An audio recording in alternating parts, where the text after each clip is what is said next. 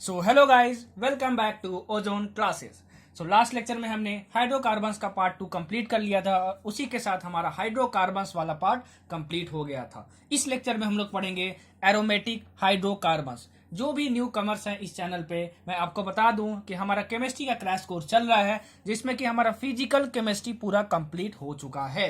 ठीक है, और वो मैंने ही करवाया है और बहुत अच्छे तरीके से करवाया है। मैं बता दूं, ये हमारा क्रैश कोर्स है। ठीक है, और क्रैश कोर्स में आपको रिवीजन करवाया जाता है इस तरीके से, ताकि आपको शॉर्ट टाइम में मैक्सिमम आउटपुट मिल सके।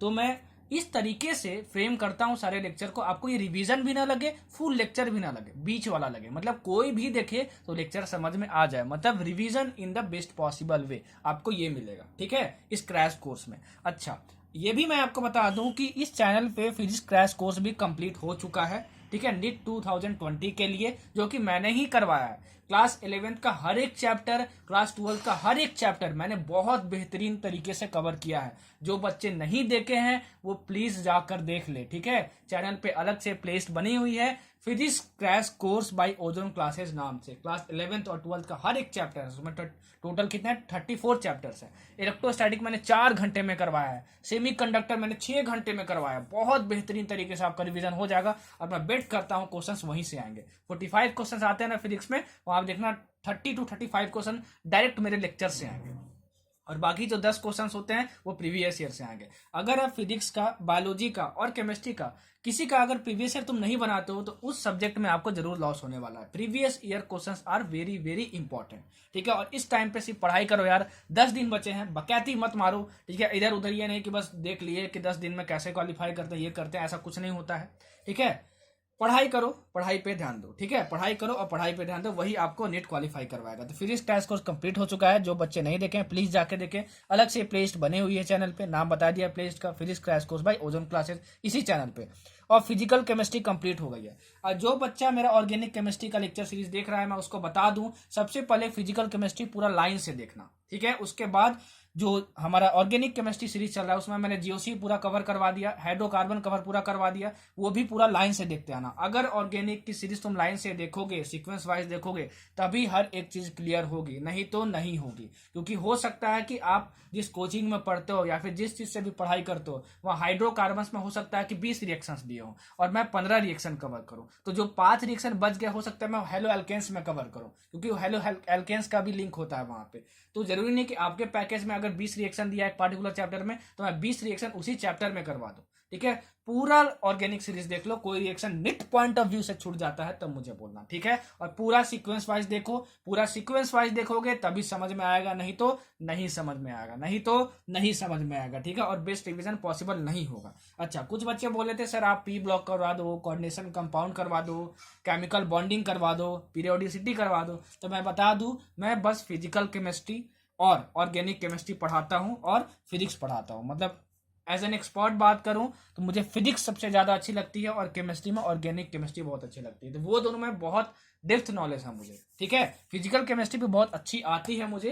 फिजिकल केमिस्ट्री पढ़ाता तो नहीं हूं, लेकिन अगर बोला जाता है तो मैं पढ़ा सकता हूं। उसी तरीके से मैंने फिजिकल केमिस्ट्री पढ़ाया है, लेकिन इनऑर्गेनिक वाला तो मैं बिल्कुल नहीं पढ़ाता हूँ। बस मैं प्रिपरेशन करता था तो उस समय प्रिपेयर किया था, उसमें बहुत सारी चीजें याद रखने वाली होती हैं इनऑर्गेनिक में, इसलिए मुझे उतना पसंद नहीं। जिस चीज में लॉजिक होता है वो मुझे बहुत पसंद है, जैसे फिजिकल केमिस्ट्री हो गया। ठीक है, फिजिक्स क्रैश को फिजिक्स हो गया तुम्हारा, और उसके बाद फिर क्या हो गया हमारा ऑर्गेनिक केमिस्ट्री हो गया, उसमें लॉजिक बहुत कुछ भरा हुआ है। ठीक है, इसलिए मुझे वो ज्यादा पसंद है। इनऑर्गेनिक में भी लॉजिक है लेकिन कम लॉजिक होते हैं, इसलिए मुझे वो कम पसंद है। तो इनऑर्गेनिक में पढ़ाता नहीं हूँ। ठीक है, इनऑर्गेनिक में पढ़ाता नहीं। ऑर्गेनिक सीरीज देखना, पूरा लाइन से देखना। जिन बच्चों को क्लियर वीडियो ना दिखाई देती हो प्लीज 480p रेजोल्यूशन में देखें, और कम सुनाई देता हो तो प्लीज ईयरफोन लगा के देखें। ये हमारा रिवीजन क्रैश कोर्स है, हर एक पॉइंट को मैं पूरी तरीके से एक्सप्लेन नहीं कर सकता हूं, लेकिन फिर भी मैं रिवीजन इस तरीके से करवाऊंगा, ठीक है, कि आपको लगेगा कि वाह सब कुछ समझ में आ रहा है। ऐसा रिवीजन आपको कोई भी पूरे यूट्यूब चैनल पे नहीं करवा सकता है। ठीक है, आप देख लेना, किसी भी यूट्यूब चैनल पे ऐसा रिवीजन लेक्चर आपको नहीं मिल सकता है। टीचर पे विश्वास रखो, अपने आप पे विश्वास रखो, तरक्की जरूर मिलेगी, निट जरूर क्वालिफाई करो, अच्छा माइंडसेट रखो, अपने आप को डिमोटिवेट मत करो, जो होगा सो होगा, मेहनत करके हम लोग जाएंगे और निकालेंगे। जितना इंपॉर्टेंट है रिवीजन पॉइंट ऑफ व्यू से उतना ही पढ़ेंगे, कुछ भी फालतू नहीं पढ़ेंगे, कुछ भी फालतू नहीं पढ़ेंगे। ठीक है, और मैं बता दूं, अब मैं जितने भी चैप्टर्स करवाने वाला हूं उसमें क्या करवाने वाला हूं, ठीक है, उसमें मैं सारे रिएक्शंस करवाने वाला हूं, और जो एसिडिटी एंड बेसिसिटी ऑर्डर पे क्वेश्चन आता है हर साल 1 से 2 क्वेश्चन, वो मैं अलग से वीडियो बनाऊंगा जब एमएस कंप्लीट हो जाएगा तो।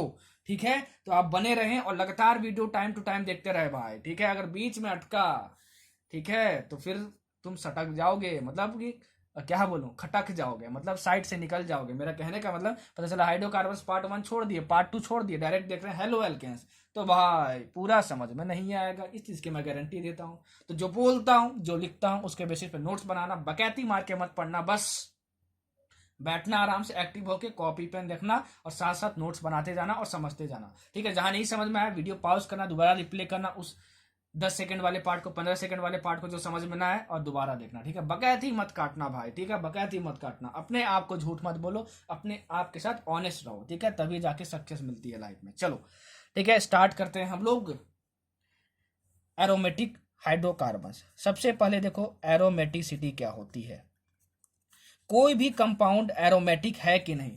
ठीक है, ये क्वेश्चन बहुत ज्यादा पूछा जाता है अलग अलग एग्जाम्स में। कोई भी कंपाउंड एरोमेटिक है कि नहीं, वो उसको हम लोग बोलते हैं एरोमेटिसिटी। ठीक है ना, क्या बोलते हैं, एरोमेटिसिटी। देखो इसका 3 रूल होता है कि जो तुम्हारा मॉलिक्यूल है, जो तुम्हारा मॉलिक्यूल है वो प्लानर होना चाहिए। क्या होना चाहिए, प्लानर होना चाहिए। ठीक है, दूसरा, ठीक है, तुम्हारा क्या होना चाहिए, delocalisation, delocalisation of 4n+2 pi electrons, sorry, delocalisation of pi electrons in the ring, ring के अंदर डीलोकलाइजेशन पॉसिबल होना चाहिए। बहुत इंपॉर्टेंट है, बच्चों को समझ में नहीं आता कभी एरोमेटिक कंपाउंड वाला। देखो मैं इतना बेहतरीन तरीके से समझाऊंगा ना, ये रिवीजन देखते तब भी तुम झमाझम मजा आ जाएगा। नीट के लिए पढ़ा रहा हूँ, जेई मेंस और जेई एडवांस के लिए इससे ज्यादा नॉलेज चाहिए होगा। ठीक है, लेकिन नीट के लिए बताऊंगा तो देखना एकदम मजा आ जाएगा समझ में आपको। ठीक है, बहुत अच्छा आएगा समझ में। थर्ड देखो, 4n+2 पाई इलेक्ट्रॉन्स होने चाहिए इन the ring, 4n+2 pi electrons होना चाहिए इन the ring, in the ring. ठीक है, और इसमें तुम लोन पेयर को भी काउंट करोगे, लोन पेयर को भी काउंट करोगे, याद रखना, लोन पेयर को भी काउंट करोगे। और पाई इलेक्ट्रॉन्स क्या होते हैं, मान लो डबल बॉन्ड बना हुआ है तो ये सिग्मा होता है और ये पाई बॉन्ड होता है, ये दूसरा क्या होता है, पाई बॉन्ड होता है। और पाई बॉन्ड जो होता है वो 2 इलेक्ट्रॉन से मिलकर बनता है। तो एक पाई बॉन्ड किससे बनेगा, 2 इलेक्ट्रॉन से मिलकर बनेगा। इतना तो आपको आता ही होगा। ठीक है, अब देखो कुछ एग्जांपल्स तो आपको एज इट इज याद रखना है, मैं उसको एक्सप्लेन कर दे रहा हूं। ठीक है, आपको मुंह पे होना चाहिए कि हाँ ये एरोमेटिक है, जो एनसीईआरटी में आपको दिया हुआ है। देखो सबसे पहला नैप्थलीन, ये है तुम्हारा नैप्थलीन का स्ट्रक्चर, ये है तुम्हारा नैप्थलीन का स्ट्रक्चर। किसका है, नैप्थलीन, नैप्थलीन। ये तुम्हारा एरोमेटिक कंपाउंड है। क्या है, एरोमेटिक कंपाउंड है। ठीक है, याद रखना, ये तुम्हारा क्या है, एरोमेटिक कंपाउंड है, एरोमेटिक कंपाउंड है। यहाँ पे जो एन की जो वैल्यू होती है वो 0 से शुरू होती है, 0 1 2 3 4।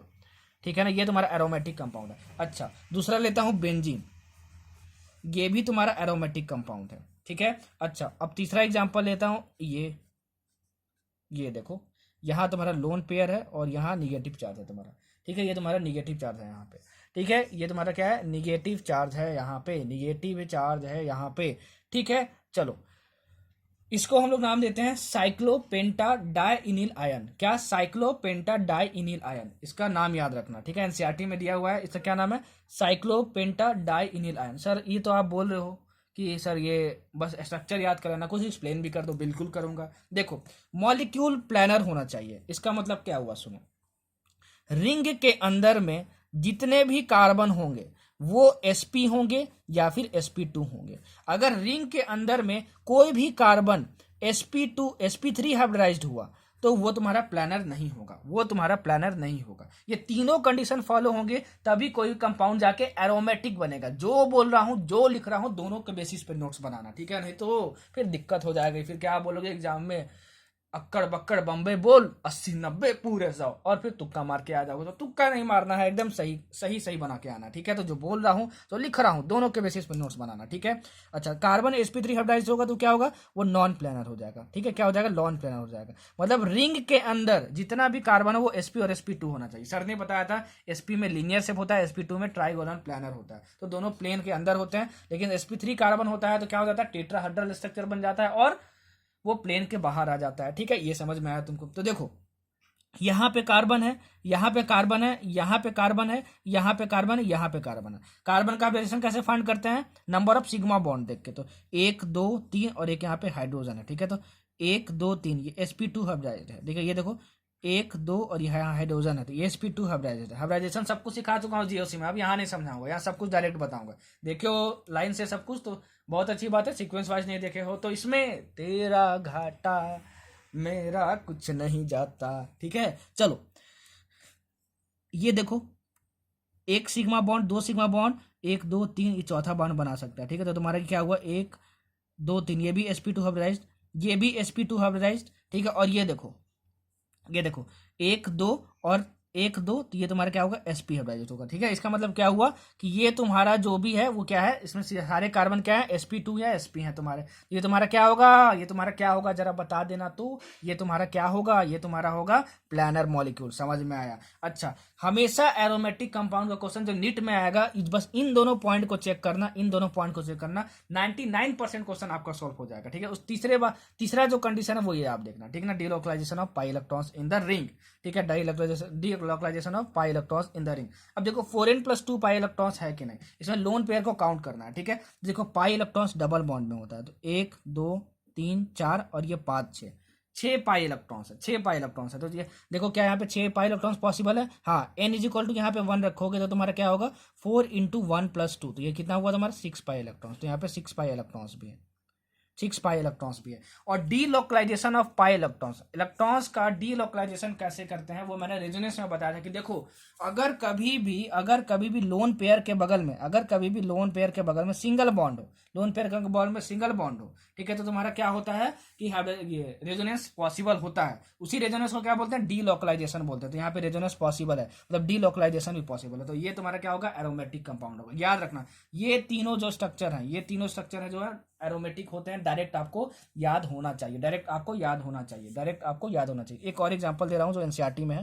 देखो एनसीईआरटी में है जो एग्जांपल वो देता हूँ आपको।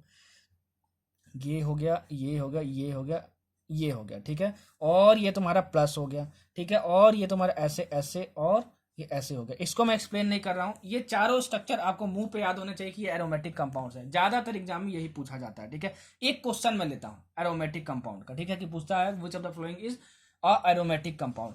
सबसे पहले क्या चेक करना है? इन दोनों को चेक करना, ठीक है। इन दोनों को चेक करना, इन दोनों में से सबसे पहले, मतलब इन दोनों में से कोई भी अगर कंडीशन फेल हुआ, मतलब इन तीनों में से कोई भी कंडीशन अगर फेल हुआ, ठीक है, तो एरोमेटिक कंपाउंड नहीं होगा। उसको क्या बोलते हैं? Non aromatic compound. क्या बोलते हैं उसको? नॉन एरोमेटिक कंपाउंड, ठीक है। तो क्वेश्चंस कैसे आते हैं मैं आपको बना के दिखाता हूं। बहुत सिंपल क्वेश्चंस आते हैं, बहुत सिंपल क्वेश्चन, ठीक है। और ये जो एरोमेटिक कंपाउंड पहचानने का तरीका होता है, ये जो 3 कंडीशन होता है उसने दिया, तो वो क्या कहलाता है? Hückel rule.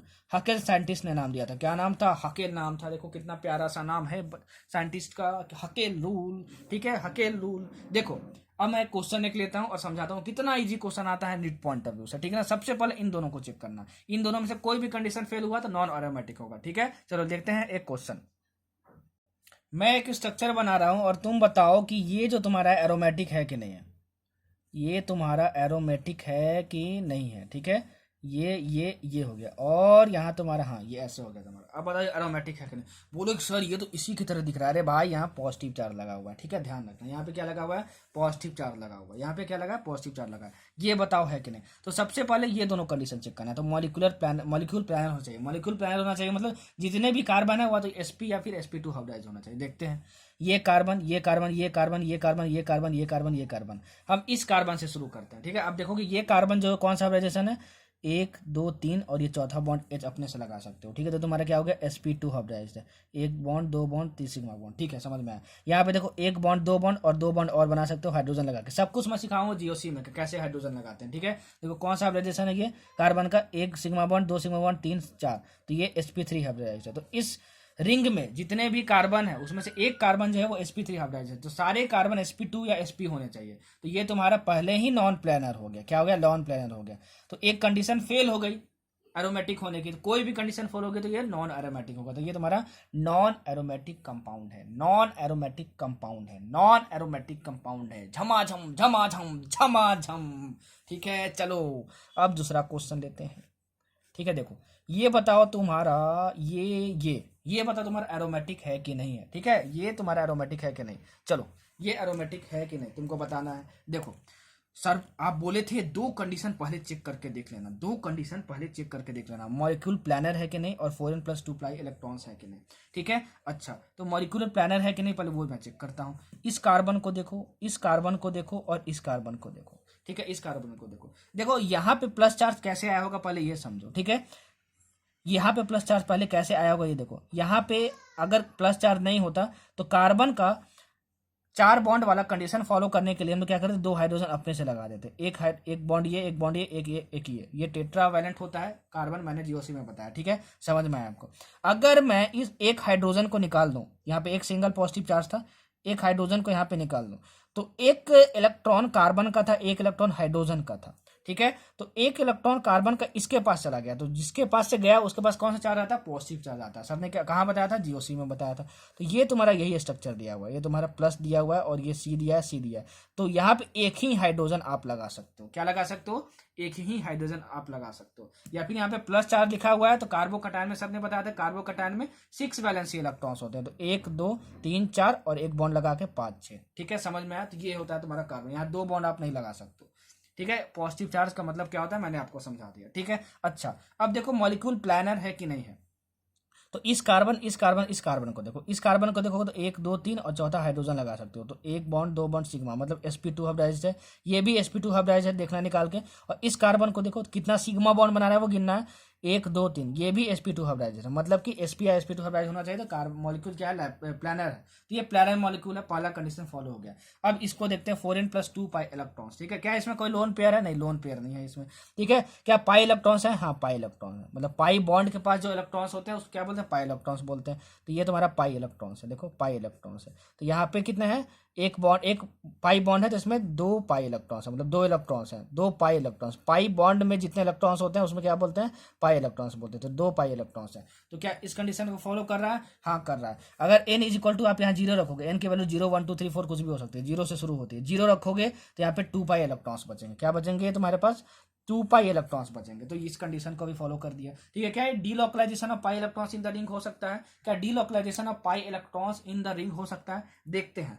ठीक है, आप देखो यहाँ पे पॉजिटिव चार्ज है, देखो यहाँ पे पॉजिटिव चार्ज है और यहाँ पे क्या है, डबल बॉन्ड है। तो याद करो जब मैं रेजोनेंस वाला कंडीशन पढ़ा रहा था तो मैं बताया था कि जब अगर डबल बॉन्ड हो और बगल में पॉजिटिव चार्ज हो, बगल में यहाँ पे देखो पॉजिटिव चार्ज है, ये बगल में यहाँ पे पॉजिटिव चार्ज है, यहाँ पे ये दोनों इलेक्ट्रॉन्स यहाँ पे मूव कर सकते हैं। ठीक है, ये दोनों पाई बॉन्ड के इलेक्ट्रॉन्स यहाँ पे मूव कर सकते हैं। तो मैंने बताया था जीओसी में डीलोकलाइजेशन ऑफ इलेक्ट्रॉन्स में कि कौन कौन से कंडीशन में डीलोकलाइजेशन पॉसिबल है, तो इसमें डीलोकलाइजेशन पॉसिबल है, तो ये भी कंडीशन पॉसिबल है। तो ये तुम्हारा क्या होगा, एरोमेटिक कंपाउंड होगा। देखो समझ में आया कैसे हकेल्स रूल लगाते हैं।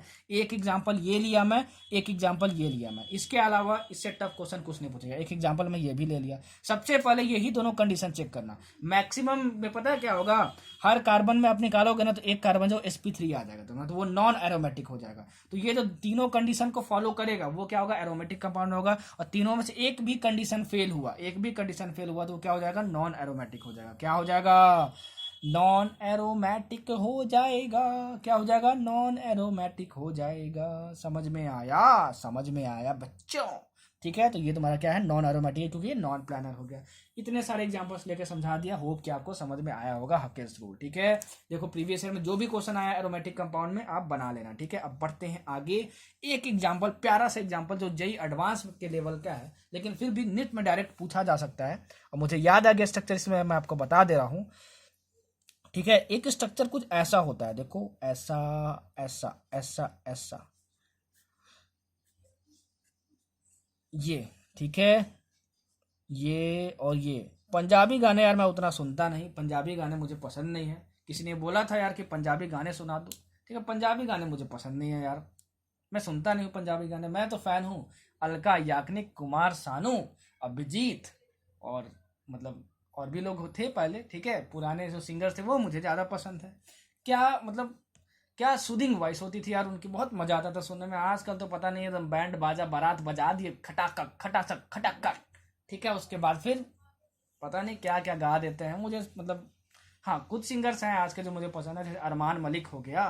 ठीक है, all in one Armaan Malik, और किसका भी नाम लूँ यार, ये दर्शन रावल हो गए, ठीक है, इन लोग का गाना थोड़ा सही लगता है सुनने में, दर्शन रावल, अरमान मलिक, ठीक है, मजा आता है इन लोग का गाना सुनने में, खासकर अरमान मलिक अभी प्रेजेंट का तो मेरा फेवरेट सिंगर है, ठीक है। आप लोग बताओ आपका फेवरेट सिंगर कौन है। देखो ये जो स्ट्रक्चर है इसको हम लोग बोलते हैं साइक्लो ऑक्टा टेराइन, ठीक है, इसका नाम याद रखने की जरूरत नहीं है, इसका स्ट्रक्चर याद रखने की जरूरत है। ये तुम्हारा जो होता है वो नॉन एरोमेटिक हो जाता है, नॉन एरोमेटिक हो जाता है। ये पता है टब शेप का होता है, अरे भाई जिसमें नहाते हो ना, या छोटे बच्चे थे तो आपकी माँ, मतलब आपकी माँ जी आपको नहवाती थी, ठीक है, आपकी माँ जी आपको नहवाती थी, एक टब में बैठा के पानी भर के, उस टब का शेप का होता है ऐसा, ठीक है, टब शेप का होता है ऐसा, ठीक है। तो टब का जो नीचे वाला पार्ट होता है वो प्लानर होता है, ठीक है, और जो ये इस साइड वाला घेरा होता है टब का जिसमें ये पानी भरा जाता है, ठीक है, ये घेरा जो तुम्हारा होता है, ठीक है, वो तुम्हारा क्या होता है, वो तुम्हारा क्या होता है, नॉन प्लानर होता है, मतलब जो टब होता है उसका सरफेस अंदर होता है, और जो टब का ये वाला पार्ट होता है, इस साइड वाला पार्ट होता है, ऊपर वाला जो उठा हुआ पार्ट रहता है वो तुम्हारा क्या रहता है, प्लेन के बाहर होता है, तो ये नॉन प्लेनर हो जाता है, ठीक है, इसलिए नॉन एरोमेटिक होता है। तो इस स्ट्रक्चर को याद रखना, ठीक है, इस स्ट्रक्चर को याद रखना, ठीक है। और कैसे एक्सप्लेन करते हैं वो मैंने बता दिया, 3 एग्जांपल लिखे, 2 एग्जांपल ये लिया, तीसरा एग्जांपल ये लिया, ठीक है। इससे tough NEET point of view से आपसे नहीं पूछा जाएगा, जितना इंपॉर्टेंट है उतना ही पढ़ेंगे, कुछ भी बकैती नहीं मारेंगे। चलो चलो चलो आगे बढ़ते हैं, चलो आगे बढ़ते हैं।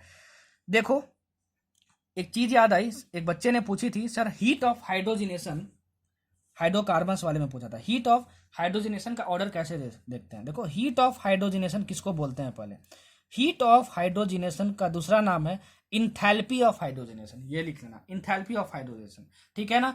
अगर स्टेबिलिटी ऑफ एल्कीन्स जितनी ज्यादा होगी, स्टेबिलिटी ऑफ एल्कीन्स इतनी ज्यादा होगी, ठीक है, उतना ही कम हीट ऑफ हाइड्रोजिनेशन होगा, हीट ऑफ हाइड्रोजिनेशन होगा, हीट ऑफ हाइड्रोजिनेशन होगा, हीट ऑफ हाइड्रोजिनेशन होगा।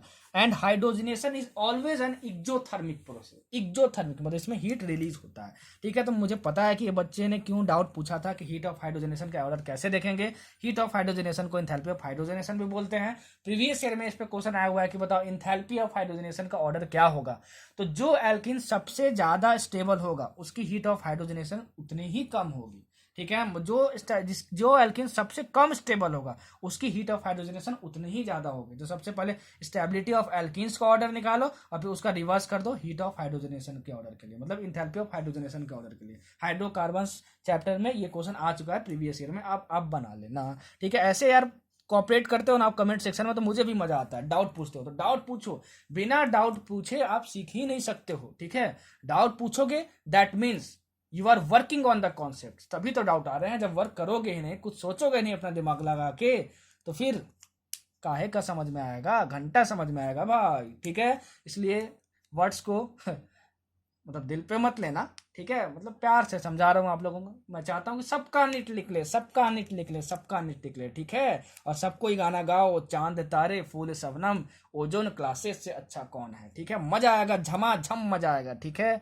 झमाझम मजा आएगा। चलो आगे बढ़ते हैं, चलो आगे बढ़ते हैं।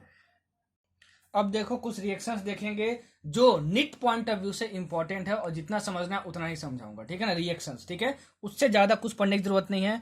अगर मेरे आप लेक्चर फॉलो कर देते हो, ठीक है, तो इससे बाहर कुछ भी नहीं आएगा, इतना कंफर्म है। आता भी है तो 1 से 2 क्वेश्चन मैक्सिमम बाहर आएगा, ठीक है ना, 1 से 2 क्वेश्चन मैक्सिमम बाहर आएगा। लेकिन 15 क्वेश्चन ऑर्गेनिक के आएंगे तो यार 12-13 क्वेश्चन पक्का बन जाएंगे, एकदम श्योरिटी। आप आना देके मैं देखना सोल्व करके बताऊंगा, ठीक है। एकदम सिलेक्टिव होके पढ़ाता हूँ भाई, जो नीट पॉइंट ऑफ व्यू से इंपॉर्टेंट है। समझ में आया। मेरी तबीयत थोड़ी सी खराब है यार, तब भी मैं आप लोगों के लिए लेक्चर बना रहा हूँ। थोड़ा सा कॉपरेट करो, व्यूज ज्यादा दो यार। एक दिन में हर वीडियो पे मैं 10,000 व्यूज टारगेट कर रहा हूँ, ठीक है। हाइड्रोकार्बन्स वाले पार्ट 1 में और पार्ट 2 में यार आपने एक दिन में 5,000 व्यूज भी नहीं दिए। खराब लगा यार, थोड़ा सा देखता हूँ, मैं सबके कमेंट्स पढ़ता हूँ। देखो अब ये मत समझना कि मैं सबके कमेंट्स से अगर रिप्लाई नहीं कर रहा हूँ तो मैं सबके कमेंट्स पढ़ नहीं रहा हूँ। टाइम मेरे पास कम बच रहा है तो रिप्लाई करने का उतना पास मेरे को टाइम नहीं मिल रहा, लेकिन ठीक है, रात में सोते समय मैं हर एक बच्चे का कमेंट पढ़ता हूं। अगर 562 कमेंट्स आए हैं, 562 कमेंट्स आए हैं, तो 562 कमेंट्स मैं पढ़ता हूं, ठीक है। और जिसका मन करता है वो रैंडमली मैं रिप्लाई कर देता हूं, ठीक है। ये नहीं कोई स्पेसिफिक, रैंडमली रिप्लाई कर देता हूं, ठीक है। कमेंट सबके पढ़ता हूं। कमेंट्स करके आप बताओ, कमेंट्स क्या करो, क्या आपको चाहिए, क्या आपको जरूरत है। हाँ, इनऑर्गेनिक मैं नहीं पढ़ाता हूँ, इनऑर्गेनिक का डिमांड आप मत करना, ठीक है ना। चलो, जो भी रिएक्शंस बताऊंगा पढ़ लेना, बहुत इंपॉर्टेंट है, ठीक है। देखो बेंजीन में लेबोरेटरी बेंजीन को लेबोरेटरी में प्रिपेयर करने का जो तरीका होता है वो ये होता है कि तुम सोडियम बेंजोएट ले लो, इसको हम लोग बोलते हैं सोडियम बेंजोएट, ये COON, ये है तुम्हारा सोडियम बेंजोएट, इसका नाम याद रखना, सोडियम बेंजोएट, ठीक है ना। इसको जब हम लोग NaOH के साथ रिएक्ट करवाते हैं, सोडियम हाइड्रोक्साइड और कैल्शियम ऑक्साइड लेके हीट मार देते हैं, हीट कर देते हैं, आग जला देते हैं, ठीक है, तो ये तुम्हारा बन जाता है बेंजीन, ये तुम्हारा बन जाता है क्या, बेंजीन।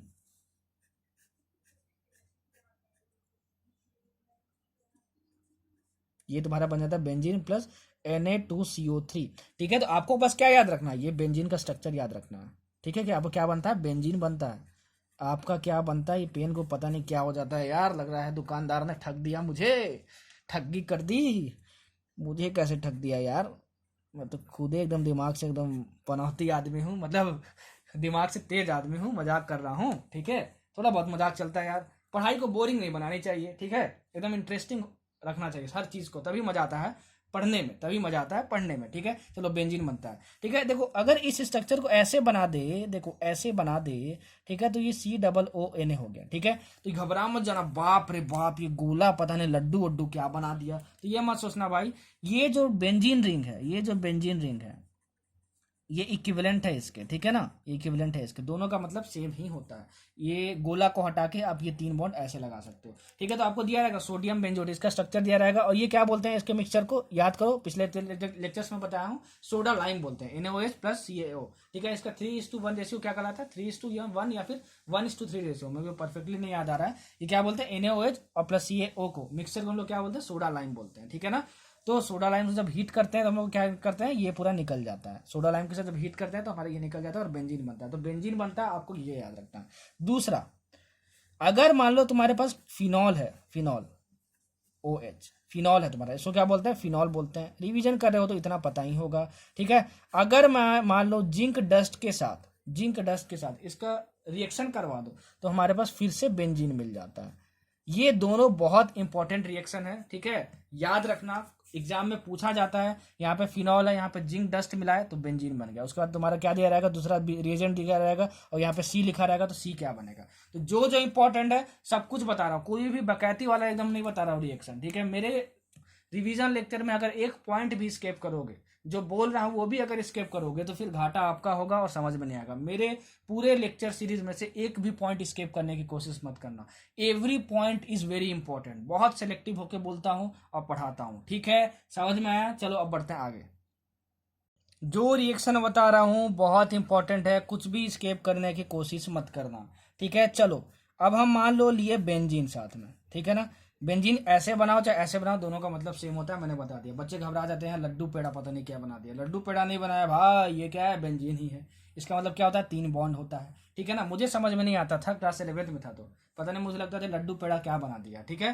तो अपने सर से पूछा तो सर ने समझाया, तो भाई ये लड्डू पेड़ा नहीं है, ये तलवार है, तलवारें, खचाक खचाक खचाक, ठीक है, खचाक खचाक खचाक, ये तलवारें हैं, 1 2 3 लाइन, ठीक, समझ में आया। देखो अगर कोई भी बेंजीन तुम्हारे पास दिया हुआ है, अगर तुम उसको 6Cl2 के साथ रिएक्ट करवाओ, बहुत इंपॉर्टेंट है, बहुत सारे एग्जाम में पूछा है, ठीक है, और एनहाइड्रस AlCl3 ले लो, अल्मोनियम क्लोराइड, अल्मोनियम क्लोराइड, ठीक है, AlCl3 ले लो, ठीक है, अल्मोनियम ट्राइक्लोराइड एक्चुअली इसका नाम है, ठीक है, और इसको तुम डार्क में ले लो, डार्क और कोल्ड कंडीशन में। ये रिएक्शन जो हो रहा है, this reaction is carried out in dark condition and cold condition, बहुत ठंडी जगह पे हो रहा है और डार्क में, लाइट आउट कहीं नहीं है, ठीक है। तो जो स्ट्रक्चर बनता है वो ऐसा कुछ बनता है इस बेंजीन रिंग में, इस बेंजीन रिंग में, ठीक है। हर पॉइंट पे Cl जोड़ दो, Cl Cl Cl, ठीक है, Cl Cl और Cl प्लस यहाँ पे क्या बन जाता है, 6HCl बन जाता है, ठीक है। और इसको बोलते हैं हम लोग हेक्सा क्लोरोबेंजीन, क्या बोलते हैं हम लोग इसको, hexa chlorobenzene, hexa chlorobenzene, hexa chlorobenzene, hexa chlorobenzene. बहुत ज्यादा इंपॉर्टेंट है, पता नहीं कितने सारे एग्जाम में ये पूछ चुका है। याद रखना, अगर हम एनहाइड्रस AlCl3 ले और डार्क और कोल्ड कंसीलर ले और यहाँ पे 6 मोल्स ऑफ Cl2 ले 6 मोल्स ऑफ क्लोरीन ले तभी तुम्हारा ये बनेगा। और जो स्ट्रक्चर बनता है उसका नाम पूछता है, उसका नाम क्या है? हेक्साक्लोरोबेंजीन। हेक्साक्लोरोबेंजीन बहुत इंपॉर्टेंट, बहुत इंपॉर्टेंट, बहुत इंपॉर्टेंट। ठीक है, अगर मान लो मैं यही तुम्हारा लूं, यही बेंजीन लूं तुम्हारा, ठीक है, यही बेंजीन लूं तुम्हारा, ये देखो यही बेंजीन लूं तुम्हारा, और इसको मैं रिएक्ट करवाऊं 3Cl2 से, 3Cl2। और जो अब मैं कंडीशन लिया हूं वो क्या लिया हूं कि अल्ट्रा वायलेट कंडीशन लिया हूं। ठीक है, सनलाइट के प्रेजेंस में रिएक्शन करवा रहा हूं। यहाँ पे क्या था? डार्क कंडीशन था, और यहाँ पे क्या है? सनलाइट के प्रेजेंस में। ये यूवी मतलब क्या होता है? सनलाइट के प्रेजेंस में। और मैं 500 केल्विन का टेम्परेचर पे इसको हीट कर दिया।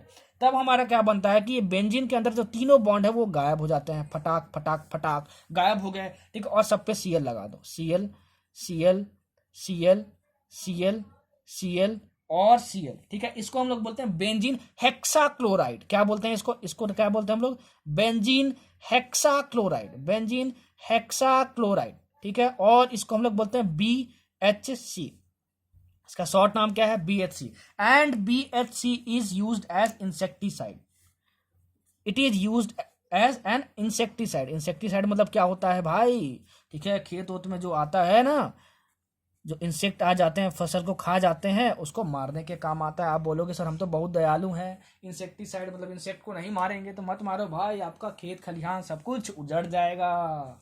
ठीक है, तो आपकी मर्जी, इंसेक्टिसाइड डालो या ना डालो। देखो क्वेश्चन क्या पूछता है, बच्चे क्या करते हैं, ये नहीं देखते हैं, कंडीशन नहीं देखते हैं, उनको बस ये याद रखता है कि बेंजीन को Cl2 के साथ रिएक्ट करवाएंगे तो हमारा ये बनता है। इस रिएक्शन को वो पढ़ते नहीं, एनसीईआरटी में दिया हुआ है, ठीक है ना। इसको स्केप कर देते हैं। क्या कर देते हैं? स्केप कर देते हैं। तो अगर 6 मोल्स ऑफ Cl2 तुम लोगे और डार्क कंडीशन लोगे और एनहाइड्रस AlCl3 लोगे तो बेंजीन का ये तीनों बॉन्ड गायब नहीं होता, Cl Cl Cl Cl Cl जुड़ जाता है। और इसको क्या बोलते हैं? हेक्साक्लोरोबेंजीन बोलते हैं। क्या बोलते हैं इसको? हेक्साक्लोरोबेंजीन बोलता है। इसको शॉर्ट में क्या बोला जाता है? HCB। HCB। ठीक है, ये बनता है। और इसमें क्या लोगे? अगर 3 मोल्स ऑफ Cl2 लोगे और इसको सनलाइट के प्रेजेंस में अगर 500 केल्विन पे हीट कर दोगे तो क्या बनता है? बेंजीन हेक्साक्लोराइड बनता है। ये भी बहुत इंपॉर्टेंट रिएक्शन है, बहुत सारे एग्जाम में पूछा जा चुका है। ठीक है, और ये जो बेंजीन हेक्साक्लोराइड है, ये जो बना वो एक इंसेक्टिसाइड के तौर पे भी यूज किया जाता है, यूज किया जाता है, यूज किया जाता है, यूज किया जाता है, यूज किया जाता है। देखो ये दोनों जो रिएक्शन है वो दोनों एडिशन रिएक्शन है। एडिशन रिएक्शन, एडिशन का मतलब क्या होता है? जुड़ना। क्या होता है? जुड़ना। क्या होता है? जुड़ना। क्या होता है? जुड़ना।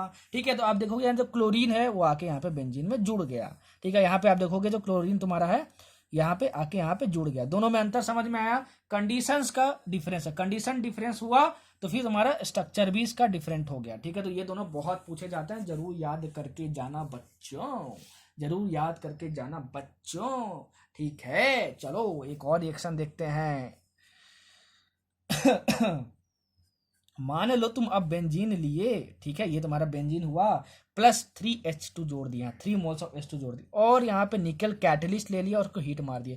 बोलोगे सर ये तुम्हारा एल्कीन है, कैसे पता चला? कार्बन कार्बन डबल बॉन्ड है। तो सर आपने बताया था एडिशन ऑफ हाइड्रोजन वाले केस में कि जितने मोल्स ऑफ हाइड्रोजन लोगे उतना ही H लगा देना और उतना ही बॉन्ड हटा देना। मतलब क्या कि देखो 3 मोल ऑफ H2 लिए हम लोग, ठीक है ना, 3 मोल ऑफ H2 लिए हम, ठीक है, तो हमको क्या करना है? यहाँ पे यहाँ भी H जोड़ देना है, यहाँ भी H जोड़ देना है, यहाँ भी H, यहाँ भी H, यहाँ भी H और यहाँ भी H। तो ये तुम्हारा बन जाता है, ये ऐसा बन जाता है तुम्हारा। ठीक है, ऐसा बन जाता है तुम्हारा। ये तुम्हारा क्या हुआ? साइक्लोहेक्सेन बन गया, साइक्लोहेक्सेन बन गया, साइक्लोहेक्सेन बन गया। ठीक है, साइक्लोहेक्सेन बन गया। तो एक कार्बन तो पहले यहाँ पे था ही, ठीक है, और 1 2 3 चौथा, ये चौथा हाइड्रोजन पहले से था। इस बॉन्ड को हटा के आपको ऐसे जोड़ देना है।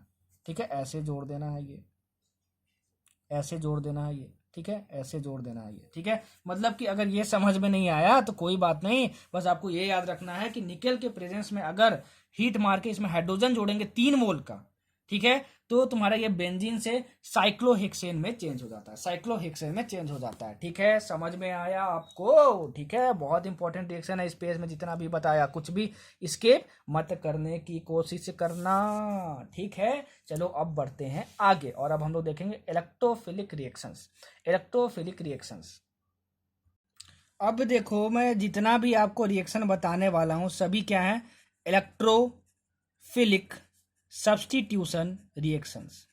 ठीक है, इलेक्ट्रोफिलिक सब्स्टिट्यूशन रिएक्शन। देखो, इसमें 4 रिएक्शन आपको पढ़ाऊंगा। हैलोजिनेशन पढ़ाऊंगा आपको, ठीक है ना, हैलोजिनेशन रिएक्शन पढ़ाऊंगा, सल्फोनेशन पढ़ाऊंगा, नाइट्रेशन पढ़ाऊंगा और फिडल क्राफ्ट रिएक्शन पढ़ाऊंगा। ये चारों रिएक्शन जो है वो इलेक्ट्रोफिलिक सब्स्टिट्यूशन रिएक्शन है। तो एग्जाम में पूछा जाता है कि fiddle craft reaction is an example of, तो आप बोलोगे इलेक्ट्रोफिलिक सब्स्टिट्यूशन रिएक्शन। क्या बोलोगे? Electrophilic substitution reaction. जैसे जैसे बोल रहा हूँ, जैसे जैसे क्वेश्चन आता है सब कुछ बताता हूँ, सब कुछ बताता हूँ, सबके बेसिस पे नोट्स बनाना, सबके बेसिस पे दिमाग में रखना, ठीक है, तब समझ में आएगा आपको कि क्वेश्चन कैसे अप्रोच करते हैं और कैसे बनाते हैं। समझ में आया? ठीक है, तो देखो सबसे पहला देखो इलेक्ट्रोफिलिक सब्स्टिट्यूशन रिएक्शन, हैलोजिनेशन।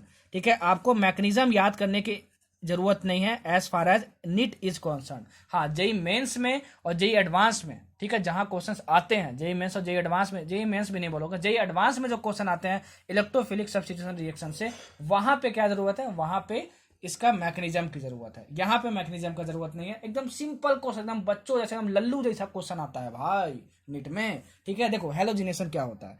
अगर मान लो मैं बेंजीन लूं, अगर मैं बेंजीन लूं, ठीक है, और उसको मैं Cl2 क्लोरीन के साथ रिएक्ट करवा दूं in the presence of anhydrous AlCl3, और ये तुम्हारा डार्क कंडीशन है, अंधेरा है रूम में जहां पे रिएक्शन करवा रहे हो, तो तुम्हारा बन जाता है क्लोरोबेंजीन।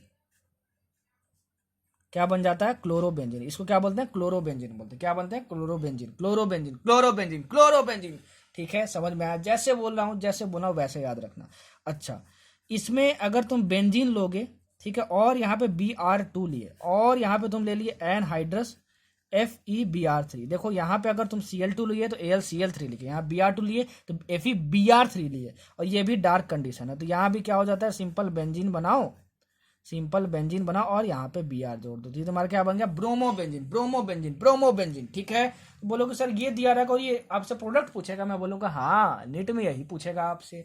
ठीक है, और याद रखना कि इसमें जो इलेक्ट्रोफाइल बनता है वो बनता है Cl+, और इसमें जो इलेक्ट्रोफाइल बनता है वो Br+, ये पूछा जाता है।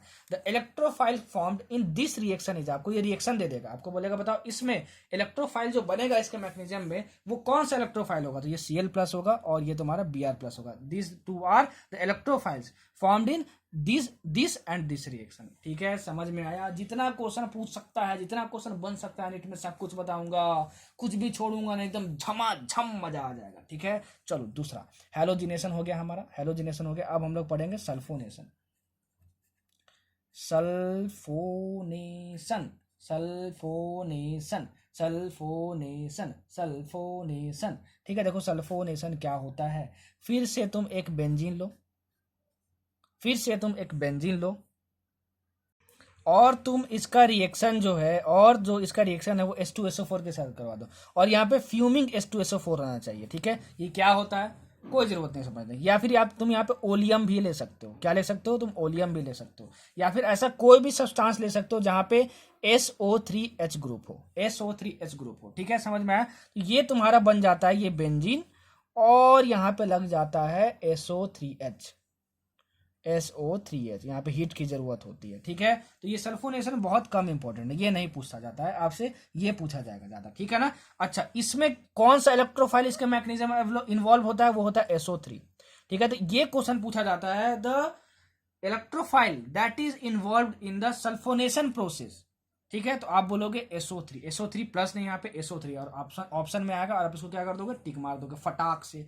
अब जैसे मान लो यही है तुम्हारा, ये बेंजीन रिंग तुम्हारा दिया हुआ है, ठीक है, और मान लो मैं बोलूं कि +ClSO3H हम लिए और ये को हीट कर दिया, बताओ क्या बनेगा? बोलोगे सर ने बताया था फ्यूमिंग H2SO4 ना हो, ओलियम ना हो, लेकिन अगर कोई भी ऐसा सब्सटेंस के साथ रिएक्ट करवाए जहाँ पे SO3H ग्रुप हो, तो SO3H ग्रुप यहाँ पे जुड़ जाता है, तो यहाँ पे SO3H ग्रुप है तुम्हारा। ठीक है, तो इसको हम रिएक्ट करवाएंगे तो हमारा क्या बन जाएगा? हमारा ये बन जाएगा, ठीक है, बेंजीन, और ये तुम्हारा SO3H हो जाएगा। और यहाँ इस बेंजीन को तलवार की जगह हम लोग यहाँ लड्डू भी लगा सकते हैं। क्या लगा सकते हैं? लड्डू भी लगा सकते हैं। याद आया ना? ठीक है, समझ में आया बच्चों? ठीक है, तीसरा देखते हैं, नाइट्रेशन, नाइट्रेशन, नाइट्रेशन, ये भी बहुत ज्यादा पूछा जाता है। तीनों पूछा जाता है, इलेक्ट्रोफाइल के बारे में पूछा जाएगा, या फिर डायरेक्ट बोलेगा बताओ प्रोडक्ट क्या होगा। ठीक है, बच्चे छोड़ के चल जाते हैं, बाप रे बाप, कोचिंग में पढ़ा देते हैं पूरा मैकेनिज्म, ठीक है, और घबरा जाते हैं, बाप रे बाप अब क्या करें। ठीक है भाई, घबराना नहीं है। ठीक है, नीट में जितना इंपॉर्टेंट उतना मैं बता दे रहा हूँ, यहीं से क्वेश्चन आएगा, देख लेना भाई। ठीक है, चलो नाइट्रेशन क्या होता है देखो। अगर तुम बेंजीन रिंग ली, देखो सब में बेंजीन लिए हैं, सब में बेंजीन रिंग लिए हैं, ठीक है, उसमें तुम concentrated HNO3 plus concentrated H2SO4 डाल दिए और इसको हीट मार दिए। ठीक है, तो तुम्हारा जो NO2 ग्रुप है, नाइट्रो ग्रुप, NO2 जो ग्रुप है नाइट्रो ग्रुप, ठीक है, वो तुम्हारा बेंजीन रिंग के ऊपर जुड़ जाता है। नाइट्रो ग्रुप NO2 के ऊपर जुड़ जाता है। मतलब नाइट्रेशन में क्या होता है, NO2 ग्रुप जोड़ता है। ठीक है, हेलोजिनेशन में क्या होता है, अगर क्लोरीन लेंगे तो Cl जुड़ेगा, ब्रोमीन लेंगे तो Br जुड़ेगा। ये दोनों तुम्हारे क्या हेलोजन है, इसलिए इसको हेलोजिनेशन बोलते हैं। सल्फोनेशन में SO3H ग्रुप जोड़ेगा, SO3H ग्रुप जोड़ेगा। ठीक है, SO3H ग्रुप जोड़ेगा। समझ में आया। ठीक है सर, इसमें कौन सा इलेक्ट्रोफाइल होता है NO2 में? नाइट्रेशन में कौन सा सर इलेक्ट्रोफाइल होता है, जरा आप बता दीजिए। तो इसमें होता है आपका नाइट्रोनियम आयन। ठीक है, in case of nitrogen the electrophile the nitronium ion NO2 plus is produced, NO2 plus. इसमें कौन सा इलेक्ट्रोफाइल इन्वॉल्व होता है, NO2 प्लस होता है। हर एक रिएक्शन में जिसमें जो इलेक्ट्रोफाइल प्रोड्यूस होता है उसको याद कर लेना, बहुत सारे एग्जाम में पूछा जा चुका है। ठीक है, पूछा जाएगा the electrophile involve in the nitration electrophilic substitution reaction is, तो आप बोलोगे NO2 प्लस। इसमें Cl प्लस। इसमें कौन सा इलेक्ट्रोफाइल Br प्लस निकलता है। इसमें कौन सा इलेक्ट्रोफाइल निकलता है, SO3 निकलता है, नॉट SO3 प्लस। ठीक है, समझ में आया। तो अगर कॉन्सेंट्रेटेड HNO3 और कॉन्सेंट्रेटेड H2SO4 के साथ हीट मारेंगे तो यहाँ पे कौन सा ग्रुप जुड़ता है, NO2 ग्रुप जुड़ता है। बस इतना आपको आना चाहिए। ठीक है, तो ये 3 प्रोसेस हुए आपके, हेलोजिनेशन, सल्फोनेशन, नाइट्रेशन। अब हम लोग चौथा देखते हैं भाई, चौथा देखेंगे हम लोग Friedel crafts reaction. Friedel crafts reaction, Friedel crafts reaction चौथा। फ्रीडल्स स्पेलिंग गलत हो तो यार सही कर लेना, फ्रीडल क्राफ्ट्स रिएक्शन। ठीक है, नीट में अगर क्वेश्चन आता है इलेक्ट्रोफिलिक सब्स्टिट्यूशन रिएक्शन से, इलेक्ट्रोफिलिक सब्स्टिट्यूशन रिएक्शन से, तो ज्यादा चांसेस है कि यहीं से क्वेश्चन पूछेगा। बहुत इंपॉर्टेंट, बहुत इंपॉर्टेंट, बहुत इंपॉर्टेंट। ठीक है, अब देखो कैसे ये होता है। ये 2 तरीके का होता है। ठीक है, एक होता है अल्काइलेशन, ठीक है, और क्या होता है अल्काइलेशन, और एक होता है एसिलेशन। क्या होता है एसिलेशन, मतलब एक क्या होता है फ्रीडल क्राफ्ट्स एल्किलेशन रिएक्शन, एक क्या होता है Friedel Crafts acylation reaction. 2 type के होते हैं, दोनों क्या होते हैं देखो। अगर मान लो इस केस को देख रहा हूं, बेंजीन हम लोग लिए, बहुत आसान है भाई, घबराना मत कि बाप रे बाप फ्रीडल क्राफ्ट्स एल्किलेशन रिएक्शन, बाप रे बाप। बोलोगे सर हम तो आपके स्टूडेंट हैं, आपने फिजिक्स इतनी इजी बना दी, आपने केमिस्ट्री इतनी इजी बना दी, ये भी इजी बना ही दोगे। देखो बहुत इजी है भाई। ठीक है, आप यहाँ पे क्या लिए, ठीक है, कोई भी अल्काइल हेलाइड आपको लेना है। यहाँ पे क्या लेना है, अल्काइल हेलाइड लेना है। अल्काइल हेलाइड बहुत इंपॉर्टेंट है, इस अल्काइल वर्ड से क्या लेना है, यहाँ पे अल्काइल हेलाइड लेना। हेलाइड मतलब क्या होता है, हेलोजन होता है। ठीक है, हेलोजन लेना होता है यहाँ पे। और यहाँ पे तुम क्या लिए, अल्काइल हेलाइड लेना है तुमको। तो यहाँ पे मान लो हम लेते हैं यहाँ पे CH3Cl लेते हैं। यहाँ पे क्या लेते हैं, CH3Cl लेते हैं। तो देखो अल्काइल हेलाइड लेना है मतलब कि RX लेना चाहिए। यहाँ पे क्या होना चाहिए तुम्हारा, RX लेना है तुमको। क्या लेना है, RX लेना। R यहाँ पे तुम्हारा क्या है, कार्बन चेन है। क्या लेना है, कार्बन चेन है। यहाँ पे क्वेश्चन बहुत ज्यादा पूछ चुका है, एकदम क्लियरिटी के साथ समझाऊंगा आपको। ठीक है, और आप यहाँ पे क्या लोगे, एनहाइड्रस AlCl3 लोगे। ठीक है, अगर यहाँ पे Cl है तो AlCl3 लोगे, और अगर यहाँ पे Br है तो यहाँ पे AlBr3 लोगे। क्या लोगे, AlBr3 लोगे। ठीक है, मतलब FeBr3 लोगे, सॉरी FeBr3 लोगे, FeBr3 लोगे। मतलब मान लो यहाँ पे CH3Br होता ना, तो आप क्या लेते साथ में, एनहाइड्रस FeBr3 लेते तुम लोग। ठीक है ना। चलो अभी हम लोग ये देख रहे हैं, तो ये कैसे बनेगा देखो। ये हैलाइड के साथ, हेलोजन के साथ जो भी ग्रुप होगा ना यहाँ पे जोड़ देना।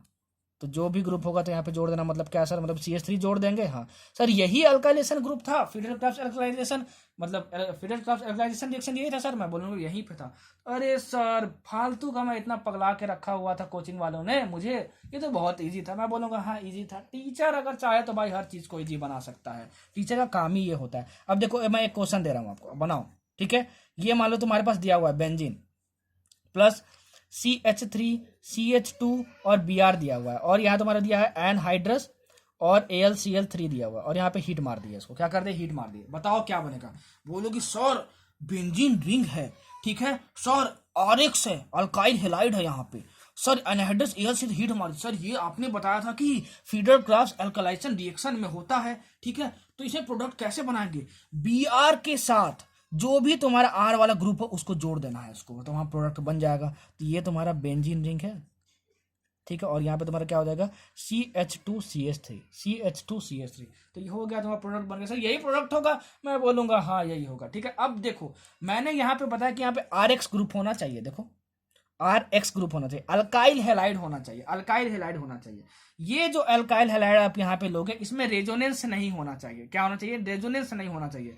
इस पे बेस्ड एक क्वेश्चन आया हुआ है नीट 2016 में, प्रीवियस ईयर खोलना, उसमें क्या लिखा हुआ है, विच of the following can not be a halide component. इसको क्या बोलते हैं, इस अल्काइल हैलाइड को इस फ्रीडर्स क्राफ्ट रिएक्शन में क्या बोलते हैं, हालाइड कॉम्पोनेंट बोलते हैं। क्या बोलते हैं? हालाइड कॉम्पोनेंट बोलते हैं। तो इस पे क्वेश्चन आया हुआ है कि which of the following can not be used as a halide component for Friedel Crafts reaction. ठीक है, फ्रीडर्स क्राफ्ट रिएक्शन। तो आप देखोगे 4 ऑप्शन दिए हुए हैं, उसमें से 3 ऑप्शन में रेजोनेंस हो रहा है, जो भी स्ट्रक्चर दिया है। तो जिसमें भी रेजोनेंस हो रहा होगा वो halide component for Friedel's Crafts reaction में यूज नहीं करेंगे, और जिसमें रेजोनेंस नहीं हो रहा होगा, जैसे देखो इसमें कोई रेजोनेंस नहीं है और इसमें कोई रेजोनेंस नहीं है, ठीक है ना, तो उसमें हैलाइड कंपोनेंट फ्रीडर्स क्राफ्ट रिएक्शन में बिहेव कर सकता है। मतलब कि जिसमें रेजोनेंस होगा, जिस अल्काइल हैलाइड बोल रहा हूँ, जिस हैलाइड कंपोनेंट, मतलब ये जो लेंगे जिसमें रेजोनेंस पॉसिबल होगा, वो as a halide component use नहीं कर सकते हैं, और जिसमें रेजोनेंस पॉसिबल नहीं होगा वही हैलाइड कंपोनेंट की तरह फ्रीडर्स क्राफ्ट रिएक्शन के लिए यूज कर सकते हैं। जो बोला हूं, जो लिखा हूं, दोनों के बेसिस पे नोट्स बना लेना। इस पर नीट 2016 में क्वेश्चन आया हुआ है,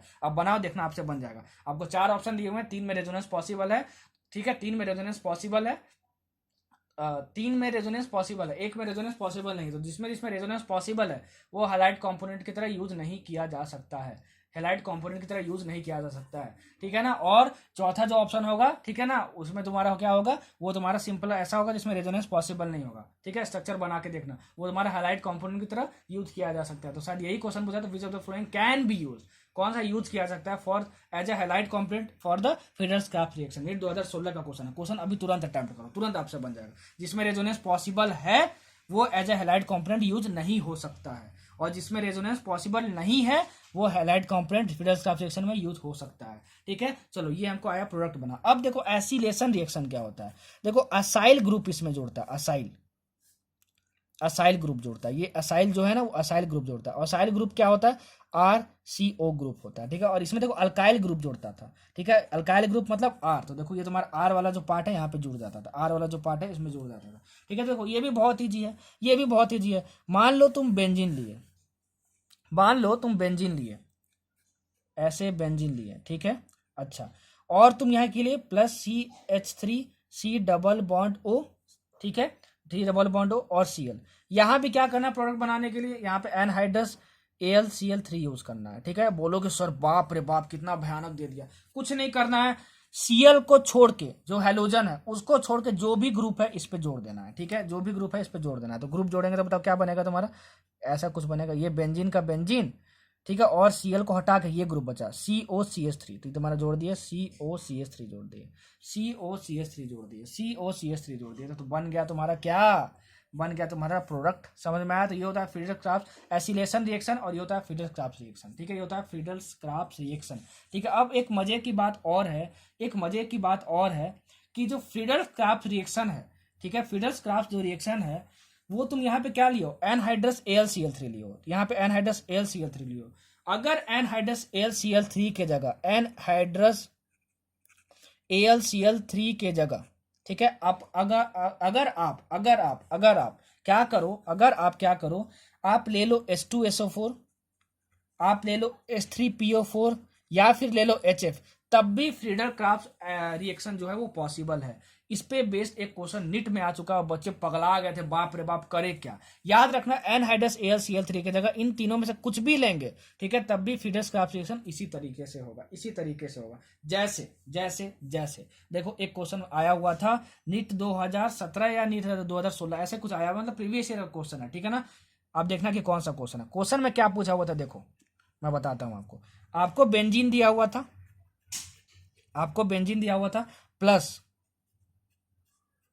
ये है आपका, ठीक है ना, ऐसे दिया हुआ है, और यहाँ पे HF लिखा हुआ है, ठीक है, और यहाँ पे हीट मारे हैं, और बताना है कि आपको प्रोडक्ट P बन रहा है, क्या बनेगा।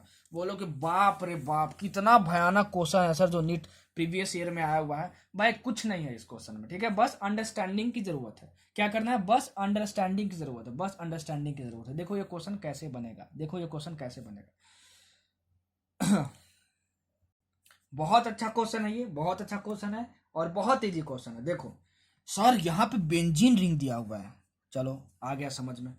सर बेंजीन रिंग दिया हुआ है, अगर यहाँ पे एनहाइड्रस AlCl3 होता, ठीक है, तो हम लोग फ्रीडस करवा सकते थे, लेकिन यहाँ पे HF गिवन है। देखो ये नहीं गिवन है, ये गिवन है, HF गिवन है। सर बेंजीन भी गिवन है, HF भी गिवन है, और यहाँ पे सब में हीट की जरूरत होती है, ठीक है ना, और हीट भी गिवन है। मतलब ये क्या है, फ्रीडस क्राफ्ट रिएक्शन है। सबसे पहले तो हमको ये समझ में आना चाहिए, ठीक है, कि एनहाइड्रस AlCl3 हमेशा नहीं लिखा रहेगा, इन चारों में से कुछ भी ले सकते हैं। तो HF लिए और बेंजीन है, तो ये फ्रीडस क्राफ्ट रिएक्शन हो गया। आप याद रखना कि जब भी फ्रीडस क्राफ्ट एल्किलेशन रिएक्शन होगा तो उसमें R प्लस इलेक्ट्रोफाइल बनता है, बहुत इंपॉर्टेंट है। R प्लस इलेक्ट्रोफाइल बनता है, बहुत इंपॉर्टेंट है। R प्लस इलेक्ट्रोफाइल बनता है, बहुत इंपॉर्टेंट है, ठीक है। और इस इलेक्ट्रोफाइल को बनाते कैसे हैं वो ध्यान रखना। देखो इस CH3Cl है, यहाँ पे CH3Cl है, तो ये जो CH3Cl है इसमें इलेक्ट्रोफाइल क्या बनेगा, देखो R प्लस बनेगा। RH हम लिए थे, क्या लिए थे हम लोग, RH लिए थे, तो हमारा R प्लस बन रहा था, तो ये CH3 प्लस बनेगा। ये R वाला पार्ट था ना, तो CH3 प्लस बनेगा। इसमें क्या बनेगा, CH3CH2 प्लस बनेगा। और ये वाला ग्रुप जाके इसमें क्या होता, देखो यहाँ पे क्या आ गया, जुड़ गया, यहाँ पे आके जुड़ गया, ठीक है। तो सबसे पहले R प्लस बनाने आना चाहिए, ठीक है, क्या होना चाहिए, R प्लस बनाने आना चाहिए। इलेक्ट्रोफाइल क्या होता है, R प्लस। अगर पूछेगा बताओ इसमें क्या इलेक्ट्रोफाइल यूज किया है, तो RH है तुम्हारा, तो ये R प्लस मतलब CH3 प्लस यहाँ पे इलेक्ट्रोफाइल जनरेट होगा। इसमें क्या होगा, CH3CH2 प्लस जनरेट होगा। पूछा जाता है इलेक्ट्रोफाइल भाई, ठीक है, ये कौन सा इलेक्ट्रोफाइल जनरेट होगा इस रिएक्शन में, तो मैंने आपको बता दिया। अब देखो ये समझ में आ गया, फ्रीडल क्राफ्ट रिएक्शन है, ठीक है, फ्रीडल क्राफ्ट रिएक्शन है। क्या एसिलेशन रिएक्शन है कि अल्काइलेशन रिएक्शन है, देखो अच्छे से, ठीक है। ये एसिलेशन रिएक्शन नहीं, क्योंकि एसिलेशन रिएक्शन में RCO ग्रुप होता है। देखो यहाँ पे ये R है कार्बन चेन, और यहाँ पे CO ग्रुप है, ठीक है, CO ग्रुप है, तो ये एसिलेशन नहीं है, ये मतलब अल्काइलेशन रिएक्शन है, ठीक है। अच्छा अब ये कैसे होगा, यहाँ पे बेंजीन है और ये है, बेंजीन के साथ जो होता है उसके हिसाब से क्या बनाते हैं हम लोग, R प्लस बनाते हैं। R प्लस हम लोग क्या बनाते हैं, R प्लस बनाते हैं, R प्लस इलेक्ट्रोफाइल बनाते हैं। तो इसको हम लोग को यूज करके R प्लस इलेक्ट्रोफाइल बनाना है, R प्लस इलेक्ट्रोफाइल बनाना है। तो ये R प्लस इलेक्ट्रोफाइल कैसे बनाएगा, इन दोनों इलेक्ट्रॉन को हटा दो, इस बॉन्ड को तोड़ दो, आप इस बॉन्ड को तोड़ दो, इस बॉन्ड को तोड़ दो। तो इस बॉन्ड को अगर तुम तोड़ोगे, ठीक है, तो देखो इस बॉन्ड को तोड़ोगे तो यहाँ पे तुम्हारा क्या आ जाएगा, प्लस चार्ज आ जाएगा। देखो तुम्हारा प्लस चार्ज आ जाएगा, तुम्हारा क्या आ जाएगा, प्लस चार्ज आ जाएगा, प्लस चार्ज आ जाएगा तुम्हारा यहाँ पे, ठीक है ना। इस बॉन्ड को अगर तुम तोड़ दोगे तो उसके बाद देखो ये तुम्हारा R प्लस बन गया, और R प्लस जैसे ही बना, R प्लस जैसे ही बना, उस R को तुम क्या करोगे, इस पे जोड़ दोगे। तो आप क्या करोगे, इस पे जोड़ दोगे, तो इस पे जैसे ही तुम जोड़े तो तुम्हारा क्या बना, प्रोडक्ट। ये देखो ये तुम्हारा बेंजीन का बेंजीन था, देखो यहाँ बेंजीन, और R को तुम R प्लस को प्लस हटा के यहाँ पे R जोड़ देना है, ठीक है। तो R प्लस का प्लस हटा के यहाँ पे R जोड़ देना है, ठीक है। तो तुम्हारा ऐसे हो गया, और ये तुम्हारा ऐसे प्रोडक्ट बन गया। देखो ऑप्शन में ये गिवन था और इसको आपको टिक मारना था, यही प्रोडक्ट P होगा। कितना आसान था, बस अंडरस्टैंडिंग चाहिए भाई, घबराना नहीं है स्ट्रक्चर देख के। मेरे बच्चे हो, मेरे स्टूडेंट हो, घबराना नहीं स्ट्रक्चर देख के। बोलोगे सर हम आपके स्टूडेंट हैं, स्ट्रक्चर देख के, अब अगली बार से हम नहीं घबराएंगे, ठीक है भाई, समझ में आया। फिर क्राफ्ट रिएक्शन पे क्वेश्चन ये वाला बहुत अच्छा आया था, और एक हैलाइट कॉम्प्लेट वाला बहुत अच्छा क्वेश्चन आया था, ये तो मैंने बना के बता दिया, और इसका भी एक्सप्लेनेशन मैंने दे दिया। हैलाइट कॉम्प्लेट वाला जो क्वेश्चन नीट 2016 में आया था, ठीक है। तो समझ में आया कैसे बनाएंगे, समझ में आया कि कैसे बनाएंगे प्रोडक्ट।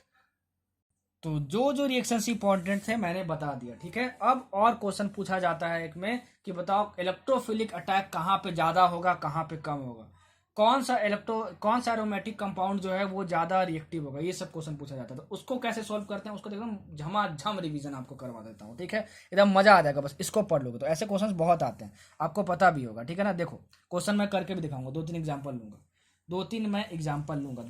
लूंगा, कैसे कैसे क्वेश्चन आते हैं, ठीक है।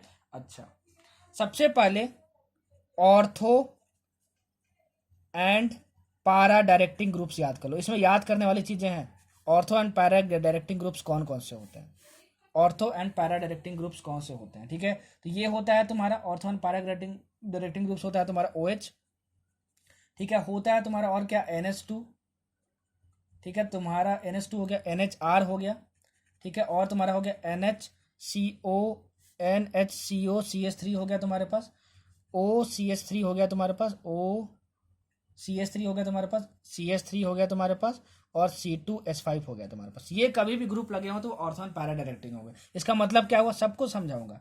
मेटा डायरेक्टिंग ग्रुप कौन से होते हैं, मेटा डायरेक्टिंग ग्रुप्स कौन कौन से होते हैं, मेटा डायरेक्टिंग ग्रुप्स तुम्हारे होते हैं क्या, देखो NO2 CN CHO aldehyde group, COR, ठीक है, COOH, ठीक है, और ये COOR, और तुम्हारा क्या होता है SO3H होता है। तो ये ग्रुप्स तुमको याद रखने होंगे भाई, कि ऑर्थो डायरेक्टिंग कौन सा होता है, पैरा डायरेक्टिंग कौन सा होता है, ये ऑर्थो एंड पैरा डायरेक्टिंग होता है, और ये क्या होता है, मेटा डायरेक्टिंग होता है। मेटा डायरेक्टिंग को हम लोग कभी कभी बोलते हैं एम डायरेक्टिंग, और ऑर्थो को बोलते हैं ओ डायरेक्टिंग, और पैरा को बोलते हैं पी डायरेक्टिंग शॉर्ट फॉर्म में, ठीक है। अच्छा, इसका क्या यूज आएगा सब कुछ मैं बताऊंगा आपको, मैं सब कुछ बताऊंगा आपको, ठीक है ना। अच्छा, सबसे पहले देखो कि ऑर्थो पोजिशन, पैरा पोजिशन और मेटा पोजिशन क्या होता है, ठीक है।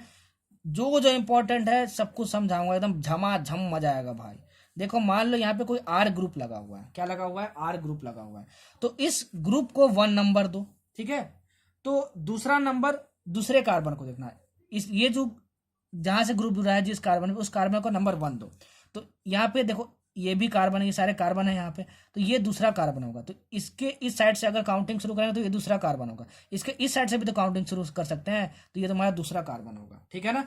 तो 1 2 ये जो तुम्हारा इसके बगल वाला जस्ट पोजीशन होता है वो क्या बोलते हैं, ऑर्थो पोजीशन। ये ऑर्थो पोजीशन है और ये तुम्हारा ऑर्थो पोजीशन है। मतलब कि जहां पे भी ग्रुप लगा हुआ है उसके जस्ट बगल वाला, अगल बगल वाला, वो क्या कौन सा पोजीशन होता है, ऑर्थो पोजीशन होता है, ठीक है। जैसे ऑर्थो पोजीशन पहचान लिए, उसके बगल वाला जो ग्रुप होता है, मतलब ये थर्ड पोजीशन, ठीक है ना। जो थर्ड पोजीशन होता है, ग्रुप बोल रहा हूँ, जो थर्ड पोजीशन होता है वो होता है मेटा पोजीशन। तो यहाँ इसके बगल था, इसके बगल था, तो ये तुम्हारा मेटा हो गया।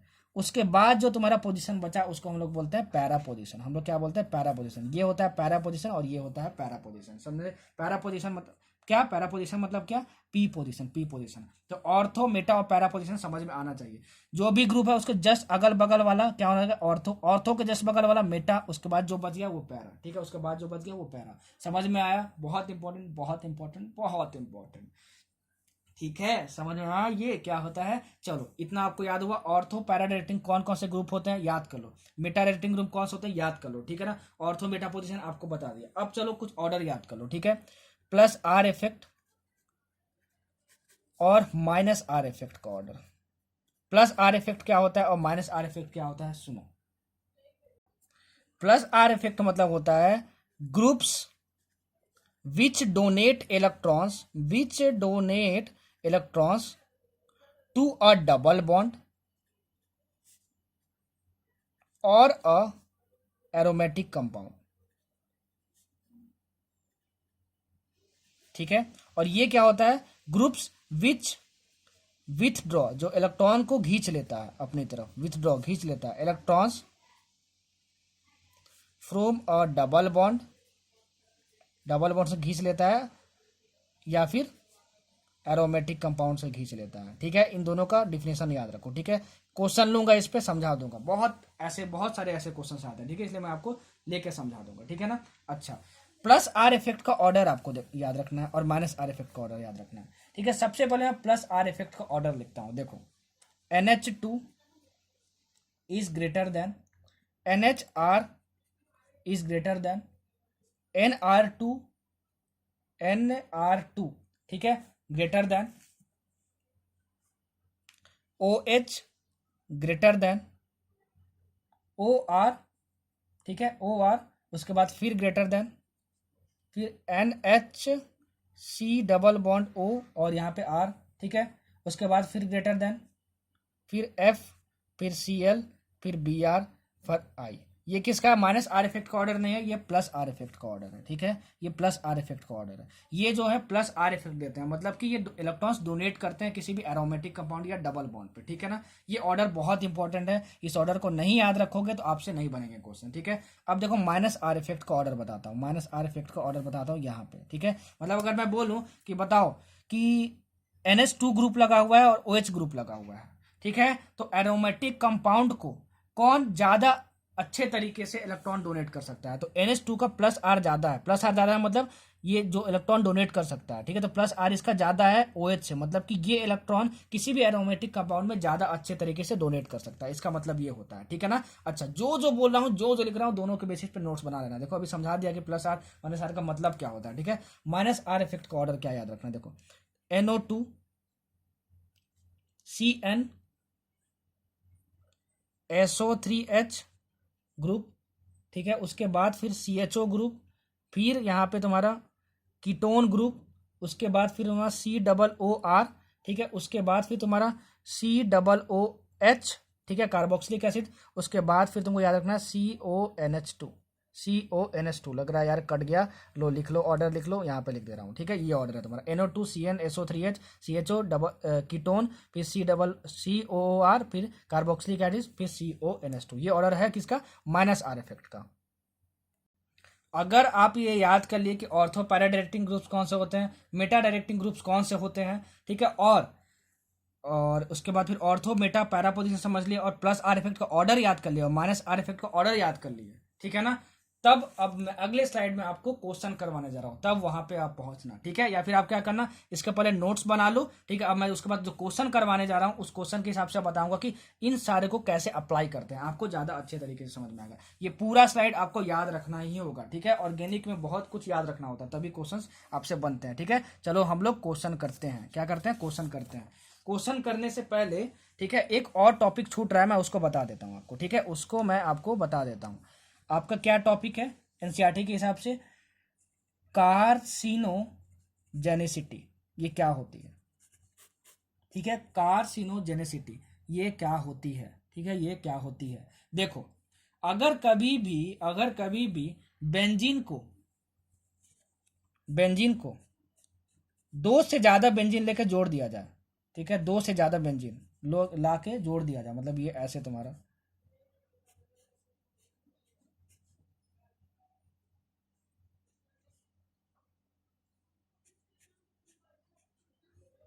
ऐसे जोड़ दिया जाए, ठीक है। दो बेंजीन रिंग से ज्यादा होना चाहिए, more than two benzene rings, more than two benzene rings होने चाहिए, ठीक है। तो अगर देखो यहाँ पे 1 2 3 4 बेंजीन रिंग है, उसको अगर हम जोड़ देते हैं तो ये जो हमारा बनता है कंपाउंड, वो बहुत ही ज्यादा टॉक्सिक होता है ह्यूमन बींग्स के लिए, बहुत ही ज्यादा टॉक्सिक होता है ह्यूमन बींग्स के लिए। ये ह्यूमन बींग्स के शरीर में जाता है, ठीक है, शरीर में जाता है और कैंसर पैदा कर सकता है। कैंसर जो बीमारी होती है, कैंसर बीमारी होती है, ठीक है। तो दो बेंजीन रिंग से ज्यादा कोई भी कंपाउंड जो होता है वो टॉक्सिक होता है, और जब वो ह्यूमन बींग के जब अंदर में जाता है तो वो कैंसर प्रोड्यूस कर सकता है, कैंसर बीमारी प्रोड्यूस कर सकता है, ठीक है। इसी को हम लोग बोलते हैं कि दो बेंजीन रिंग से ज्यादा जोड़ने पे उसके बाद कुछ प्रॉपर्टी आ जाती है, उसको हम लोग बोलते हैं कार्सिनोजेनिसिटी। मतलब ऐसा कंपाउंड जो कि कैंसर पैदा कर सकता है आपके ह्यूमन बॉडी में, ठीक है, उस प्रॉपर्टी को हम लोग क्या बोलते हैं? कार्सिनोजेनेसिटी बोलते हैं। उस कंपाउंड की प्रॉपर्टी को क्या बोलते हैं? कार्सिनोजेनेसिटी बोलते हैं। और ये जो हाइड्रोकार्बन, ये हाइड्रोकार्बन ही होता है तुम्हारा, ठीक है। इसमें कार्बन हाइड्रोजन है तुम्हारा, जिसमें कार्बन हाइड्रोजन बस उसको क्या बोलते हैं? हाइड्रोकार्बन बोलते हैं। और जिसमें सिर्फ हाइड्रोकार्बन होंगे, ठीक है ना, वो कहाँ से जनरेट होते हैं? वो होते हैं कोल पेट्रोलियम जलाने से। हमारे इन्वायरमेंट में ये बहुत ज़्यादा पाया जाता है। क्यों? क्योंकि जो हम लोग कोयला जलाते हैं, जो कोल इंडस्ट्रीज होती हैं, जो पेट्रोल होता है पेट्रोलियम इंडस्ट्री से आती है, उसको जब हम लोग जलाते हैं तो ये सब कंपाउंड्स एटमॉस्फेयर में बहुत ज़्यादा निकलते हैं, और जब ये सब जो कंपाउंड्स हैं वो ह्यूमन बॉडी के अंदर में चले जाते हैं तो वो कैंसर को जनरेट कर सकते हैं, ठीक है। और जो कैंसर को जनरेट कर सकते हैं कंपाउंड्स, उनके पास एक प्रॉपर्टी होती है, उसको हम लोग क्या बोलते हैं? कार्सिनोजेनेसिटी, ठीक है। तो आपसे ये पूछा जाता है, ठीक है, आपसे ये पूछा जाता है कि when a hydrocarbon have more than two benzene rings and when they are fused together मतलब जोड़ दिए दोनों को, then they are become toxic and they are said to possess carcinogenic property, ठीक है, due to which it can produce cancer, ठीक है। जो बोला हूं, जो लिखा हूं, दोनों के बेसिस पे नोट्स बना लेना, ठीक है। अब देखते हैं कुछ क्वेश्चन, ठीक है, जो बहुत ज्यादा पूछे जाते हैं नीट में एरोमेटिक हाइड्रोकार्बन से। सबसे पहला क्वेश्चन देखो, बहुत ज्यादा पूछा जाता है ऐसा क्वेश्चन। आपको दिया है मान लो एक कंपाउंड, ठीक है, OCH3 और यहाँ पे दिया हुआ है CH3, OCH3 यहाँ पे CH3 दिया हुआ है, ठीक है। इसको तुम रिएक्ट करवाए Br2 से, और प्रेजेंस में क्या लिए? एनहाइड्रस FeBr3 लिए, एनहाइड्रस FeBr3 लिए। आपको बताना है कि मेजर प्रोडक्ट क्या बनेगा इसका, मेजर प्रोडक्ट क्या बनेगा इसका, ए, उसका स्ट्रक्चर बताना है कि क्या होगा। देखो बहुत अच्छा क्वेश्चन है, बहुत बेहतरीन क्वेश्चन है, ठीक है। ऐसे क्वेश्चन को कैसे सोल्व करते हैं, ठीक है, ऐसे क्वेश्चन को कैसे सोल्व करते हैं। याद करो, जब मैं हेलोजिनेशन पढ़ाया था तो वहां पे एक एल्कीन लिया था, ठीक है, और एल्कीन बना के यहाँ पे क्या दिया था? Br2 और यहाँ पे FeBr3, ठीक है, एनहाइड्रस FeBr3। तो हम क्या बोले थे? Br यहाँ पे जुड़ जाएगा, ठीक है। अब यहाँ भी क्या होता है कि Br2 और FeBr3 लिखेंगे, तो यहाँ से आपको क्या जोड़ना है? Br2 FeBr3 ले लेते तो क्या जुड़ता था? बस Br जुड़ता था, सर ने बताया था। तो हमको Br जोड़ना है, हमको Br जोड़ना है। तो Br कहाँ पे जोड़े बी आर कहाँ पे जोड़े, वो मजे की बात है। आप देखो ortho and para directing groups में मैंने क्या लिखा है, जो ओ सी एस थ्री ग्रुप है और जो सी एस थ्री ग्रुप है, दोनों का example ortho and para directing groups में लिखा है। देखो पिछले स्लाइड में मैं बताया, नोट्स आप बना लिए होगी। देखो देखो देखो पलट के देखो, ortho and para directing groups ये क्या होते हैं, ओ सी एस थ्री और सी एस थ्री होते हैं। ठीक है, तो ओ सी एस थ्री और सी एस थ्री तुम्हारा क्या, ortho and para directing groups है, ortho and para directing groups है। तो ऑर्थो और पैरा पोजीशन कैसे पहचानते हैं, इसको देखो और फिर इसके बगल वाला ऑर्थो पोजीशन हुआ, ये दोनों ऑर्थो पोजीशन हुआ, और पैरा पोजीशन कौन सा आ रहा था, ये पैरा पोजीशन आ रहा था तुम्हारा, ये तुम्हारा क्या आ रहा था, पैरा पोजीशन तुम्हारा था, ये आ रहा था तुम्हारा पैरा पोजीशन आ रहा था। तो जो तुम्हारा बी आर जो होगा ना, वो या तो यहां जुड़ेगा, यहां जुड़ेगा, या फिर यहां पे जुड़ेगा। नोट कर लो, यहां पे जुड़ेगा, यहां पे जुड़ेगा, या फिर यहां पे जुड़ेगा। ठीक है, समझ में आया, ये होता है ऑर्थो एंड पैरा डायरेक्टिंग का मतलब। ठीक है, वो अपना हुकूमत दिखाते हैं भाई, डायरेक्टिंग मतलब क्या हुआ, डायरेक्ट कर रहे हैं तुमको। ठीक है, डायरेक्ट कर रहे हैं तुमको कि तुम यहीं पे आके जुड़ोगे। तो ortho and para directing groups, directing groups हैं, ग्रुप जो यहाँ पे जुड़ने वाला है उसको डायरेक्ट कर रहे हैं, उसको डायरेक्शन दिखा रहे हैं कि कहाँ पे जुड़ना है उसको आके। ठीक है, तो ये दोनों जो है देखो ना, दोनों का एग्जांपल मैं किसका लिखा हूँ, ortho and para directing group में लिखा हूँ। तो ऑर्थो एंड पैरा पोजीशन हम लोग पहचान लिए।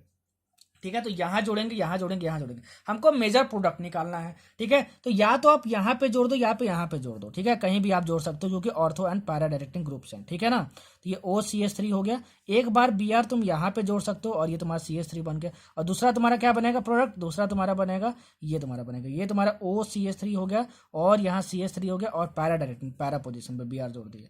इस बी आर को तुम यहां जोड़ोगे तो मतलब सेम ही होगा, सेमी प्रोडक्ट तो बना तुम्हारा। अब मेजर प्रोडक्ट तुमसे पूछा हुआ है क्वेश्चन में, देखो इसमें स्टेरिक हिंड्रेंस का फैक्टर आ जाता है। ठीक है ना, जो भी बल्कियर ग्रुप है, बल्कियर ग्रुप कैसे पहचानते हैं, जिसका मॉलिक्यूलर मास ज्यादा हो, याद रखना, जिसका मॉलिक्यूलर मास ज्यादा हो। तो यहाँ पे ओ सी एस थ्री और सी एस थ्री में मॉलिक्यूलर मास किसका ज्यादा आएगा, जाहिर सी बात है ओ सी एस थ्री का आएगा, क्योंकि इसमें एक ऑक्सीजन ज्यादा है। तो बल्कियर ग्रुप है, तो बल्कियर ग्रुप के आने की वजह से यहाँ पे भीड़ भाड़ बहुत हो जाता है। ठीक है, क्या हो जाता है, भीड़ भाड़ बहुत हो जाता है, और इन दोनों के बीच में रिपल्सन बहुत हो जाता है, और रिपल्सन की वजह से मॉलिक्यूल अनस्टेबल हो जाता है। ठीक है, तो होता क्या है कि हम लोग बल्कियर ग्रुप से दूर ब्रोमीन लगाएंगे। तो हम लोग ब्रोमीन तो दो ही जगह लगा सकते थे, या तो यहाँ पे या तो यहाँ पे। ठीक है, तो ये ज्यादा बल्कियर ग्रुप है, तो इससे हम लोग दूर रखेंगे। ठीक है, सी एस थ्री के पास रखेंगे। तो ये तुम्हारा मेजर प्रोडक्ट हो गया ए, और ये तुम्हारा माइनर प्रोडक्ट हुआ, दोनों बनेंगे, ये मेजर प्रोडक्ट हुआ तुम्हारा और ये तुम्हारा माइनर प्रोडक्ट हुआ। समझ में आया बल्कियर ग्रुप का कॉन्सेप्ट, जिसका मॉलिक्यूलर मास ज्यादा होगा उसका बल्कियर, वो ज्यादा बल्कियर ग्रुप होगा, उसके पास हम लोग अवॉइड करेंगे किसी भी ग्रुप को लगाने का। ठीक है, तो इसको पास, ये बल्कियर ग्रुप है तो इससे दूर, सबसे ज्यादा दूर रखने की कोशिश करेंगे। तो या तो यहाँ लगा सकते थे, तो यहाँ लगा सकते थे। ठीक है, तो इससे ज्यादा दूर तो यहीं पर है, तो हम लोग यहाँ पे लगा दिया और हमारा प्रोडक्ट बन गया। तो ये हमारा क्या हुआ, मेजर प्रोडक्ट बना, ये हमारा क्या हुआ, मेजर प्रोडक्ट बना। तो ये तुम्हारा क्या हो जाएगा, आंसर हो जाएगा, ये तुम्हारा क्या हो जाएगा, आंसर हो जाएगा। ठीक है, चलो अब हम दूसरा क्वेश्चन देखते हैं इसी पे। ठीक है, बना के बताओ तो आप, ऐसा क्वेश्चन आएगा नेट में। ठीक है, चलो ये तुम्हारा बेंजीन रिंग है, और यहाँ तुम्हारा HNO3 है, और यहाँ तुम्हारा H2SO4 है। ठीक है, और तुम्हारा A है ये, और ये तुम्हारा क्या हुआ, Br2 है, और FeBr3 है। आपको बताना है कि A और B प्रोडक्ट क्या होगा, A और B प्रोडक्ट क्या होगा। बोलोगे सर बेंजीन रिंग है सर, यहाँ पे कॉन्सेंट्रेटेड HNO3 और कॉन्सेंट्रेटेड H2SO4 लिखा हो, कॉन्सेंट्रेटेड नहीं भी लिखा हो तो समझ आना कॉन्सेंट्रेटेड है।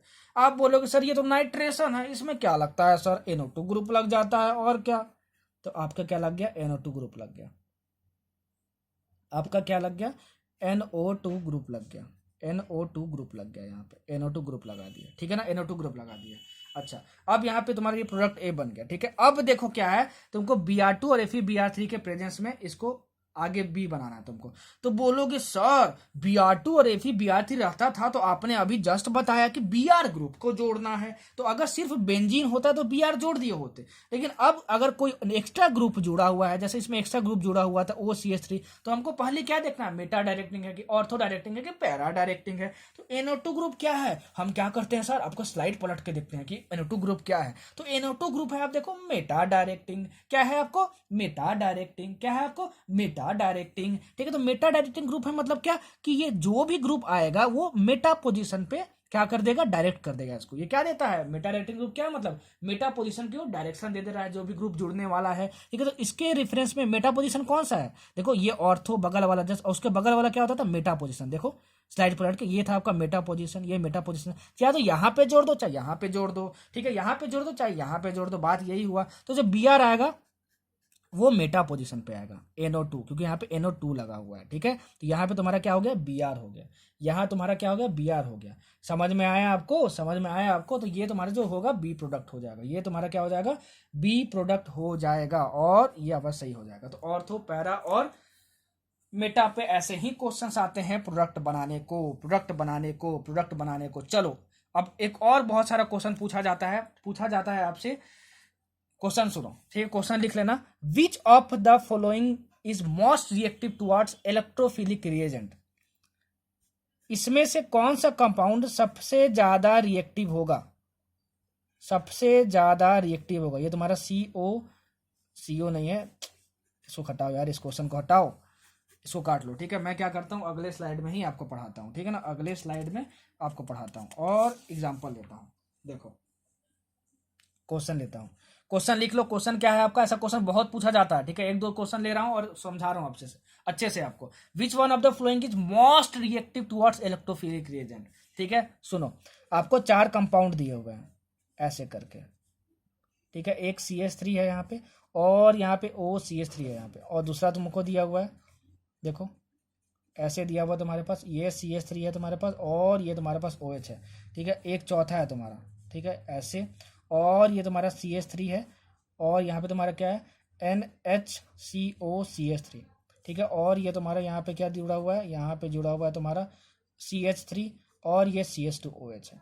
ठीक है, 4 कंपाउंड आपको बताना which one of the following is most reactive towards electrophilic reagent. ठीक है, इलेक्ट्रोफिलिक रिएजेंट मतलब अगर इलेक्ट्रोफाइल बाहर से कुछ आता है तो इसमें से कौन से कंपाउंड सबसे ज्यादा रिएक्टिव होगा। ठीक है, AIPMT में क्वेश्चन आया हुआ है, मतलब नीट में क्वेश्चन आया हुआ है। ठीक है, देखो ऐसे क्वेश्चन को कैसे सॉल्व करते हैं, बहुत क्वेश्चन पूछा जाता है ऐसा।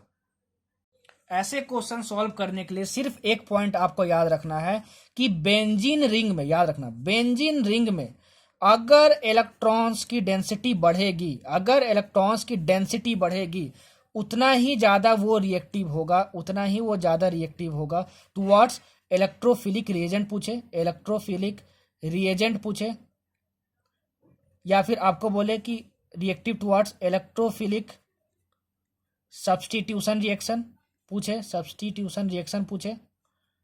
ठीक है, या फिर आपसे पूछे इलेक्ट्रोफिलिक अटैक। आपको क्या पूछा जाएगा, विच of the following is most reactive towards electrophilic attack, which of the following reaction is which of the following compound is most reactive towards electrophilic substitution reaction, which of the reaction is which of the compound is most reactive towards electrophilic reaction। इन तीनों में से कुछ भी पूछे तो benzene ring को देखना, उसमें अगर इलेक्ट्रॉन्स की डेंसिटी बढ़ रही है तो वो सबसे ज्यादा रिएक्टिव होगा। ठीक है, बहुत इंपॉर्टेंट, बहुत इंपॉर्टेंट, बहुत इंपॉर्टेंट। ठीक है, बहुत इंपॉर्टेंट, बहुत इंपॉर्टेंट, बहुत इंपॉर्टेंट। चलो अब समझते हैं कि ये कैसे होगा, इसमें से कौन सा ज्यादा, सबसे ज्यादा कौन सा रिएक्टिव है टुवर्ड्स इलेक्ट्रोफिलिक रिएजेंट। देखो CH3 जो तुम्हारा है वो इलेक्ट्रॉन डोनेटिंग ग्रुप है, सब में लगा हुआ है। ठीक है, सब ने कहा बताया था, GOC में बताया था, इंडक्टिव इफेक्ट में बताया था कि CH3 ग्रुप इलेक्ट्रॉन डोनेट करता है। तो बस बेंजीन रिंग पे फोकस करना है, बेंजीन रिंग पे फोकस करना है, वहां पे इलेक्ट्रॉन्स की डेंसिटी बढ़नी चाहिए। तो ये सब में इलेक्ट्रॉन, ये क्या होता है, इलेक्ट्रॉन डोनेटिंग ग्रुप होता है CH3 ग्रुप। सर ने कहा बताया था, GOC में बताया था, यहाँ पे लगा दी, सब में इलेक्ट्रॉन डोनेटिंग ग्रुप है। ठीक है, मतलब कि ये फैक्टर तो डिसाइड नहीं करने वाला कि चारों में से कौन सबसे ज्यादा रिएक्टिव होगा। ठीक है, अब देखो इसमें OCH3 ग्रुप लगा है, इसमें OH ग्रुप लगा है, और इसमें NHCOCH3 ग्रुप लगा है।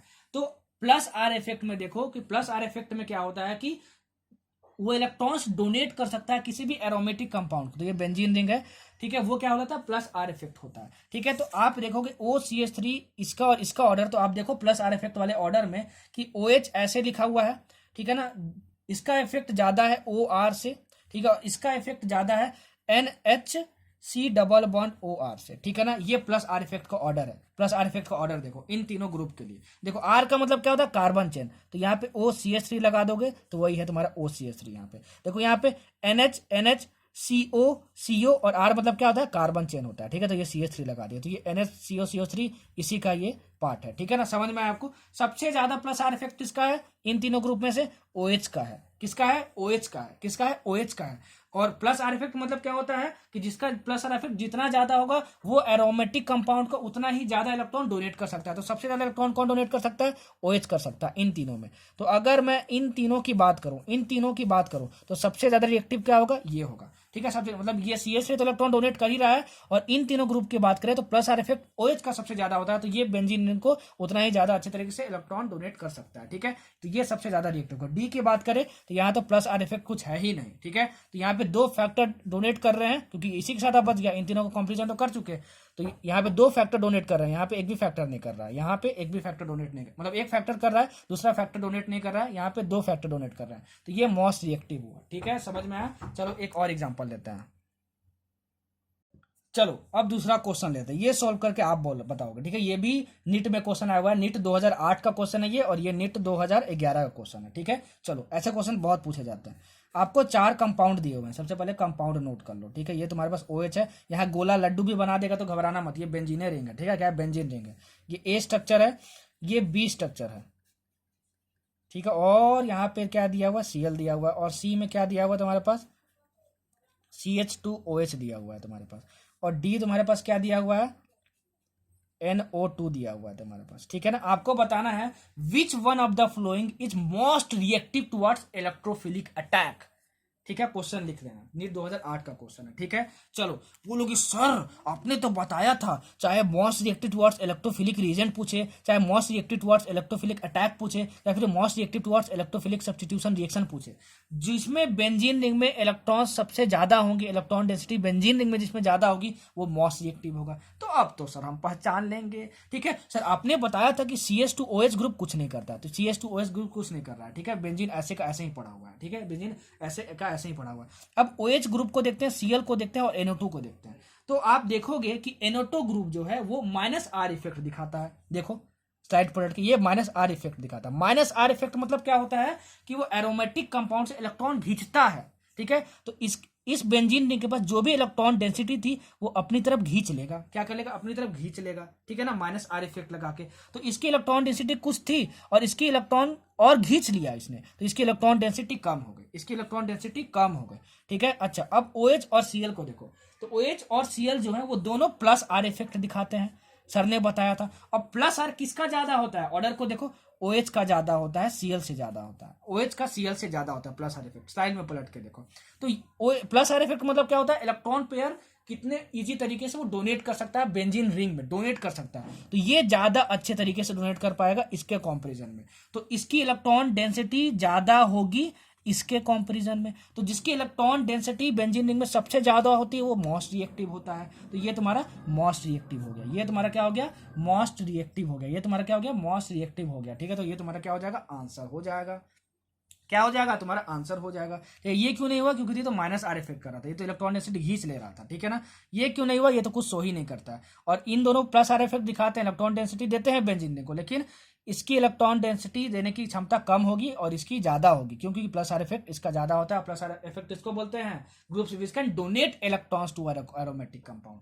समझ में आया, ऐसे क्वेश्चन को सॉल्व करते हैं इस तरीके से। चलो एक क्वेश्चन और लेते हैं हम लोग, एक क्वेश्चन और लेते हैं हम लोग। ठीक, ये क्वेश्चन आप सॉल्व करो, आप सॉल्व करो। ठीक है, कितना बेहतरीन तरीके से समझा दिया, बस एक लॉजिक दिया हूं सब कुछ बन जाएगा आपसे। ठीक है, चलो आपको मान लो दिया हुआ है 3 कंपाउंड। ठीक है, और यहाँ पे दिया हुआ है CH3, और यहाँ पे दिया हुआ है बेंजीन रिंग। ठीक है, और तुम्हारे पास दिया हुआ है यहाँ पे OCH3, ये भी किसी कॉम्पिटिशन में आया हुआ क्वेश्चन है। ठीक है ना, नीट में नहीं आया, किसी कॉम्पिटिशन में आया हुआ क्वेश्चन है। बताना है which one of the following is most reactive towards electrophilic substitution, या फिर आप बता दो कि ये फर्स्ट कंपाउंड है अगर, ये सेकंड कंपाउंड है अगर, और ये थर्ड कंपाउंड है अगर। ठीक है ना, और चौथा कंपाउंड भी ले लो। चलो चौथा कंपाउंड मैं अपने से दे दे रहा हूँ, ये है तुम्हारा CF3 ले लो, यहाँ पे चौथा कंपाउंड है तुम्हारा। तो तुमको बताना है the order of reactivity towards electrophilic substitution in चारों कंपाउंड का। ठीक है ना, तो बोलोगे सर ऑर्डर ऑफ रिएक्टिविटी बताना है टुवर्ड्स इलेक्ट्रोफिलिक सब्स्टिट्यूशन, तो इलेक्ट्रोफिलिक सब्स्टिट्यूशन रिएक्शन के टुवर्ड्स कौन ज्यादा सबसे ज्यादा रिएक्टिव, वो कैसे पहचानेंगे, बेंजीन रिंग में इलेक्ट्रॉन डेंसिटी जिसकी सबसे ज्यादा होगी वो मोस्ट रिएक्टिव होगा। ठीक है, अब देखो CH3 जो तुम्हारा है, जो तुम्हारा CH3 है, ठीक है, वो क्या लगाता है, इंडक्टिव इफेक्ट लगाता है। तुम्हारा क्या लगाता है, इंडक्टिव इफेक्ट लगाता है। क्या लगाता है, इंडक्टिव इफेक्ट लगाता है, तो ये इलेक्ट्रॉन डोनेट करेगा, इलेक्ट्रॉन डोनेट करेगा इसमें तो इलेक्ट्रॉन डोनेट करने वाला कुछ है ही नहीं। ठीक है, तो अगर मान लो इसकी इलेक्ट्रॉन डेंसिटी 1 मान लो कुछ, ठीक है, समझने के लिए बस 1 मान लो, तो इसकी इलेक्ट्रॉन डेंसिटी बेंजीन रिंग में तो ज्यादा ही होगा, क्योंकि इलेक्ट्रॉन पेयर डोनेट करता है CH3, ठीक है, बताया था मैंने जीओसी में कि CH3 इलेक्ट्रॉन डोनेटिंग ग्रुप होता है, ठीक है। अच्छा, अब यहाँ पे CF3 देखो, CF3 क्या करता है, यहाँ पे फ्लोरीन लगा हुआ है, ये इलेक्ट्रॉन विड्रॉइंग ग्रुप है। क्या है? इलेक्ट्रॉन विड्रॉइंग ग्रुप है CF3, सर ने जीओसी में बताया था, ठीक है। तो ये तो इलेक्ट्रॉन विड्रॉइंग ग्रुप है, तो ये इलेक्ट्रॉन की डेंसिटी को और कम कर लिया। OCH3 क्या है? OCH3 प्लस R इफेक्ट दिखाता है, ठीक है ना। ये यही वाला ग्रुप तो है OR, ठीक है। आर मतलब कार्बन चेन, तो यहाँ O और R की जगह क्या लिख दिया CH3, ठीक है। तो प्लस R इफेक्ट दिखाता है, तो प्लस R इफेक्ट दिखाता है और यहाँ पे इलेक्ट्रॉन डोनेट करता है, क्योंकि प्लस R इफेक्ट का मतलब क्या होता है? प्लस R इफेक्ट का मतलब होता है कि जो जो जो ग्रुप इलेक्ट्रॉन पेयर को बेंजीन रिंग में डोनेट कर सके। समझ में आया? तो ये आपका थर्ड कंपाउंड था, आपका क्या था? ये थर्ड कंपाउंड था। तो सबसे ज्यादा रिएक्टिव कौन होगा? थर्ड होगा। उसके बाद कौन होगा?